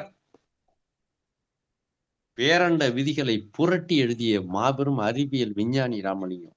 சரியா? சாகா கல்வியெல்லாம் அதுக்கு பின்னால வருதுங்க. எனக்கு அது நான் சாகா கல்வின்னு ஒரு 240 பதிவு போட்டிருக்கேன். இலவச பதிவு டெலிகிராம்ல இருக்குது. நீங்க விரும்புனா அதுல கேட்கலாம். அது அப்புறம் பார்ப்போம். சாகா கல்வியெல்லாம் முதல்ல உடம்புல இருந்து நோயை விளக்க முடியுங்க. அதை நம்புங்க முதல்ல. இதனாலதான் நான் தமிழர் மருத்துவம்னு ஒரு தலைப்பை வச்சிருக்கிறேன். ஃப்ரீ சேனல் நடத்திட்டு இருக்கேன். யார் வேணாலும் அது உள்ள வரலாம். முதல்ல என்கிட்ட பேஷண்ட்னு வந்தா உங்கள்கிட்டயே நான் சொல்லியிருப்பேன்னு நினைக்கிறேன். 5 மணிக்குள்ள குளிச்சிடணும், 6 மணிக்குள்ள சாப்பிட்டணும், வெந்நீர்ல கால் துடைச்சிடணும், வாரத்தில் 2 நாள் ஆயில் பாத்து எடுத்துடணும், 3 வேளை உணவுக்கு இடையில இடைவேளை உணவு எடுக்கக்கூடாது. முடிஞ்சா 2 வேளை உணவு எடுத்துருங்க. சாயந்தரம் 6 மணிக்குள்ள கடைசி வேளை உணவு முடிஞ்சிருச்சு. சரியா? அப்புறம் என்ன சொன்னேன்? அசைவ உணர்வுல தவிருங்க. இதெல்லாம் சொல்லியிருக்கேனா இல்லையா? லோகநாதன் பேசுங்க. ஐயா, நம்ம ஒரு நாள் மீட் பண்ணதுக்கு அப்புறம் இதெல்லாம் பேசலாம் வச்சிருந்தோம். இது வரைக்கும் நம்ம பேசுறதை பத்தி எல்லாம் இப்பதான் நல்லது. ஆமா, அதாவது ஆனா வந்து இப்ப எனக்கு என்ன பாத்தீங்க அப்படின்னா, இப்ப நீங்க சொன்ன மாதிரி எனக்கு உட்காரவோ அந்த மாதிரிலாம் பண்ண முடியாதுங்க. ஏன்னா படுத்திருப்பேன், தூக்கி உட்கார வச்சா நான் வீல் சேர்ல உட்காருவேன், அவ்வளவுதான். வீல் சேர்ல. ஓ, லோகநாதன் நீங்க இதுல பாத்தீங்களா அவங்களா? ஆமாங்கய்யா. மிஷன் பகவத் மிஷன்ல பாத்தீங்க? ஆமாங்கய்யா. ஆமா ஆமா. வாங்க, நீங்க தான் சேலஞ்சர். நீங்க நடந்து காட்டுறீங்க. நான் அன்னைக்கு அங்கேயோ உங்கள்ட்ட சவால் விட்டு பேசுனேன், சரிதானே? ஆமாங்கய்யா. ஆமா. நீங்க நடந்தாதாங்க தமிழ் மருத்துவத்துக்கு உசிரே வரும். நடக்க போறோம் நம்ம. நீங்க நடக்க வைக்க போறேன். நான் வந்து பாக்குறவங்களன்னு சொல்லியிருக்கேன். இப்பதான் யாரா லோகநாதன் மண்டையில குழப்பிட்டே இருந்தேன். இப்பதான் உங்களை சரியா கண்டுபிடிச்சேன். வீல் சேர்ல வந்தீங்க நீங்க. ரைட், ஓகே கண்ணு. நம்ம சந்திக்கலாம். சின்ன வயசு புள்ளதான். Nothing, simply possible. கவலைப்படாதீங்க. அந்த கோமா ஸ்டேஜ்ல உள்ளவனுக்கு முதல்ல குளிர்ச்சியும் வெப்பமும் மாறி மாறி தாக்கும் போது தாங்க உயிர் வேலை செய்யும். ஒரு சின்ன உதாரணம் சொல்றேன். நெல்லு விதை முளைக்கிறதுக்கு சின்ன ஒரு குறிப்பு சொல்லிடுறேன். ஐயா வந்து சொன்னாரு மருந்து மாத்த சாப்பிடுவேன். என்னன்னு கிட்டத்தட்ட நான் பல வருஷமா நான் மருந்து மாத்திரைகள் எதுவும் சாப்பிடறது இல்லைங்கய்யா. எந்த மருந்தும் கிடையாது. காய்ச்சல் வந்தா கூட மருந்து சாப்பிடறது இல்லை. அது பத்தாது. இந்த இடத்துல வந்து ஒரு சின்ன குறுக்கீடு. மருந்து மாத்திரை நீங்க சாப்பிடாம இருந்ததாலேயே நீங்க நோயில இருந்து வெளியில வந்துடலாம் அப்படின்னு நினைச்சீங்கன்னா அது போய். பட்டினி என்பது பசி அல்ல. பசியை எழுப்புறதுங்கிறதே வேற. வெப்பத்தை மேல் நோக்கி எழுப்பினாதான் பசி எழுந்திருக்குதுன்னு அர்த்தம். பட்டினியா இருந்தா பசி வராது. சில வேளை வரும், சில வேளை வராமலும் போயிடலாம். அது மாதிரிதான் கோமா ஸ்டேஜில் இருக்கிறவங்களுக்கு உணர்வு வரலாம், வராமலும் போகலாம். ஆனால் உணர்வை எழுப்புவதற்கு அப்புறம் அறிவு, உணர்வு நரம்புகள், அப்புறம் அறிவு நரம்புகள் 2 இருக்கு. முதல்ல உணர்வு வந்த பிறகுதான் அறிவே வரும். இப்ப நீங்க இருட்டுல போறான் ஒரு குருடன், அவனுக்கு தெரியும் என்ன தெரியும்? காலில் ஈரம் பட்டுச்சுன்னு தெரியும், அல்லது காலில் சூடு பட்டா தெரியும். அப்ப சூடுபட்ட பிறகு உணர்வு நரம்புகள் வழியாக அந்த செய்தி அறிவை தொட்டு இது தண்ணீர் தான், இல்லை நான் பாம்போ ஏதோ மிடித்து விட்டேன், அது அசைகிறது, என்னுடைய காலில் ஓடுகிறது, கண்ணே தெரியல, ஆனா அவனுக்கு அறிவு வேலை செய்யும். இது சுடுது, நிச்சயமா இங்க பக்கத்துல எங்கேயோ நெருப்பு எரியுது, இது அறிவு. முதல்ல உணர்வு, அப்புறம் அறிவு, தொடு நரம்பு. சரியா? இந்த மாதிரி உணர்வு நரம்புகளை நாம் கோமா நிலையில் உள்ள நோயாளிகளுக்கு முதலில் உணர்வு நிலை இயக்கத்தில் மிக மெதுவாக வெப்பமும் குளிர்ச்சியும் மாறி மாறி எழுப்பும் பொழுது அவர்களுக்கு மிக மென்மையாக அறிவு நரம்புகள் விழிப்புக்கு வரும். அதுக்கப்புறம் தான் அவங்க நானே எழுந்திருப்பாங்க. சரியா? அது வேற மாதிரியான பயிற்சி கண்ணு. அது நிறைய போவோம். நான் வேற வேலையில இருக்கேன். தமிழ்நாட்டில் மழையை பெய்ய வச்சுட்டு இருக்கோம். 3 வருஷமா மெனக்கெட்டு மேகத்தை உருவாக்கிட்டு இருக்கோம். அதனால சாகா கல்விக்குள்ள வந்தீங்கன்னா அந்த தமிழர் மருத்துவம் சேனல் உள்ள வாங்க. உங்களுக்கு வேணுங்கிற தகவல் கிடைக்கும். உங்களுக்கு போதுமான அளவு நான் பயிற்சி சொல்லிட்டேன். நான் உங்களுக்கு அங்க வந்து நான் கத்து தராத, நம்ம நேர்ல சந்திக்கும் போது. ஆனா தமிழ் ஆனந்த யோகம் நண்பர்களுக்கு நான் ஏற்கனவே சொல்லி கொடுத்துட்டேன். கட்டுரையை முடிக்கலாம்னு நினைக்கிறேன். அம்மா சொல்லுங்க, வேற எதுவும் கேள்வி பதில் இருந்தா கேளுங்க சாமி. மணி 8 நேரம் சரியா இருக்கும். இப்ப நிறைவு செஞ்சுக்கலாங்க ஐயா. நன்றி. லோகநாதன் ஐயா அவர்களுக்கும் நன்றி. உங்களால நிறைய ஐயா பகிர்ந்துட்டாங்க. இயற்கையில என்ன செய்யணும். இது விபத்து என்பது எதிர்பாராமல் நிகழக்கூடியதுதான். இப்ப ஐயா சொன்ன மாதிரி நிறைய நம்ம தமிழோட இப்ப இது இயற்கை சார்ந்த, மருத்துவம் சார்ந்த, வாழ்வியல் சார்ந்த அனைத்து மனதில் இப்ப அவங்க ஐயா என்ன சொன்னாங்கன்னா மேன்மைப்படுத்தணும்னு சொல்லியிருக்காங்க. நம்ம எல்லாருமே ஏதோ ஒரு வகையில துன்பப்பட்டு கொண்டு இருக்கிறோம். இப்போ ஸ்டீபன் ஹாக்கின்ஸோட ஹிஸ்டரி எடுத்தா கூட இதை விட பாதிப்பு அவருக்கு இருந்திருக்கு. நீங்க அவருடைய புத்தகத்தையும் படிக்கலாம். தொடர்ந்து நீங்க இணைப்புல இருங்க. தமிழர் மருத்துவம் சொன்னார் இல்லைங்களா, அதுலயும் நீங்க பாருங்க. உங்களுக்கான ஒரு எப்பவுமே ஒரு மருத்துவர்கிட்ட போகும்போது மருந்தோ மாத்திரையோ அவங்க பின்னாலதான் வேலை செய்யும். ஆனா அந்த மருத்துவருடைய நம்பிக்கை தரக்கூடிய வார்த்தைகள் உங்களுக்கு வந்து 50% ஒர்க் ஆகும். தொடர்ந்து நீங்க நல்ல இணைப்பில் இணைந்திருங்கள். உங்களுடைய தேடல் இருக்கட்டும். நீங்க பெட்ரிடனா இருந்தாலும் உங்களுடைய மூளையும் கை கால்களும் நல்லா வேலை செய்யுதுன்னு சொல்லியிருக்கீங்க. உங்களுக்குள் தன்னம்பிக்கை வர வேண்டும் ஐயா. இந்த மாதிரி மூத்த பேர ஆசிரியர்களுடைய வழிகாட்டுதல் இருந்தாலே உங்களுக்கு நிறைய டைம் இருக்கும். இப்போ நீங்க நல்லா கேட்கலாம். எங்க நன்மணி ஐயாவுடைய ஸ்பீச்சு, ஞானப்பிரகாசம் ஐயாவோட ஸ்பீச், இங்க வந்து எங்களுக்கு தமிழ் ஆனந்த யோகத்துல மருத்துவர்களுடைய ஸ்பீச் எல்லாமே கொடுக்குறோம். எல்லாமே சிறப்பா இருக்கு. இதை நீங்க ஃபாலோ பண்ணலாம், நிச்சயமா ஃபாலோ பண்ணலாம். இப்ப ஐயா சொன்ன மாதிரி அந்த சாகா கல்வி அந்த பசியை எழுப்பக்கூடியது, உடல் வெப்பம் சமநிலைப்படுத்தணும். அந்த 3 நிலைகளையும் சமநிலைப்படுத்தி வாழ்ந்தாலே ஒருவனுக்கு ஆரோக்கியமான வாழ்வை வாழலாம். ஐயா நிறைவு செஞ்சுக்கலாங்க ஐயா. நன்றி. வாழ்க எல்லா வளமுடன். நண்பர்களுக்கு இவ்வளவு நன்றி. நேரம் வேற யாருக்கும் இருங்க வேற ஐயா, யாருக்கும் கொஞ்சம் ஐயங்கள் இருந்தா அடுத்த கூட்டத்துல நம்ம பேசிக்கலாம். சரிங்களா? ரொம்ப நீண்ட நேரம் பேசியிருக்கிறோம். ஐயா அவர்களை நானும் வாழ்த்தலாம். நல்லதுங்க ஐயா. ஐயா அவர்களை வாழ்த்தலாம். உடலுக்குள் மனமா மனதுக்குள் உடலா என்ற தலைப்பிலே இன்று நமக்கு சிந்தனை உரை வழங்கிய ஞானப்பிரகாசம் ஐயா அவர்கள் வாழ்க வளமுடன். அவர்களின் தன்னலம் கருதாத இந்த ஆன்மீக தொண்டு வாழ்க வளமுடன். இந்த இணைப்பிலே கலந்து என்ன சொல்றது, ஒரு ஆரோக்கியத்தை பற்றிய ஒரு தெளிவான சிந்தனை தெளிவு பெற்ற நீங்களும் உங்கள் அன்பு குடும்பமும் வாழ்க வளமுடன். வாழ்க வளமுடன். ஐயா சொன்னதுல இருந்து சில குறிப்புகள். நம்ம நோய் வராமல் தடுக்கணும். விபத்து என்பது வந்து எதிர்பாராமல் வரக்கூடியது. சித்தர் பூமியில் பிறந்திருக்கிறோம், தமிழர் என்று பிறந்ததே சிறப்பு என்று சொன்னாங்க. உணவு எவ்வாறு வந்தது என்று சொன்னாங்க. தந்தைக்காக உருவாக அது இணை ஆய்வில் உருவாவதற்கு 2 மாசம். சோ அதற்கப்புறம் அவை இரண்டும் இணைந்து ஒரு உடலாக வந்திருக்கிறோம்.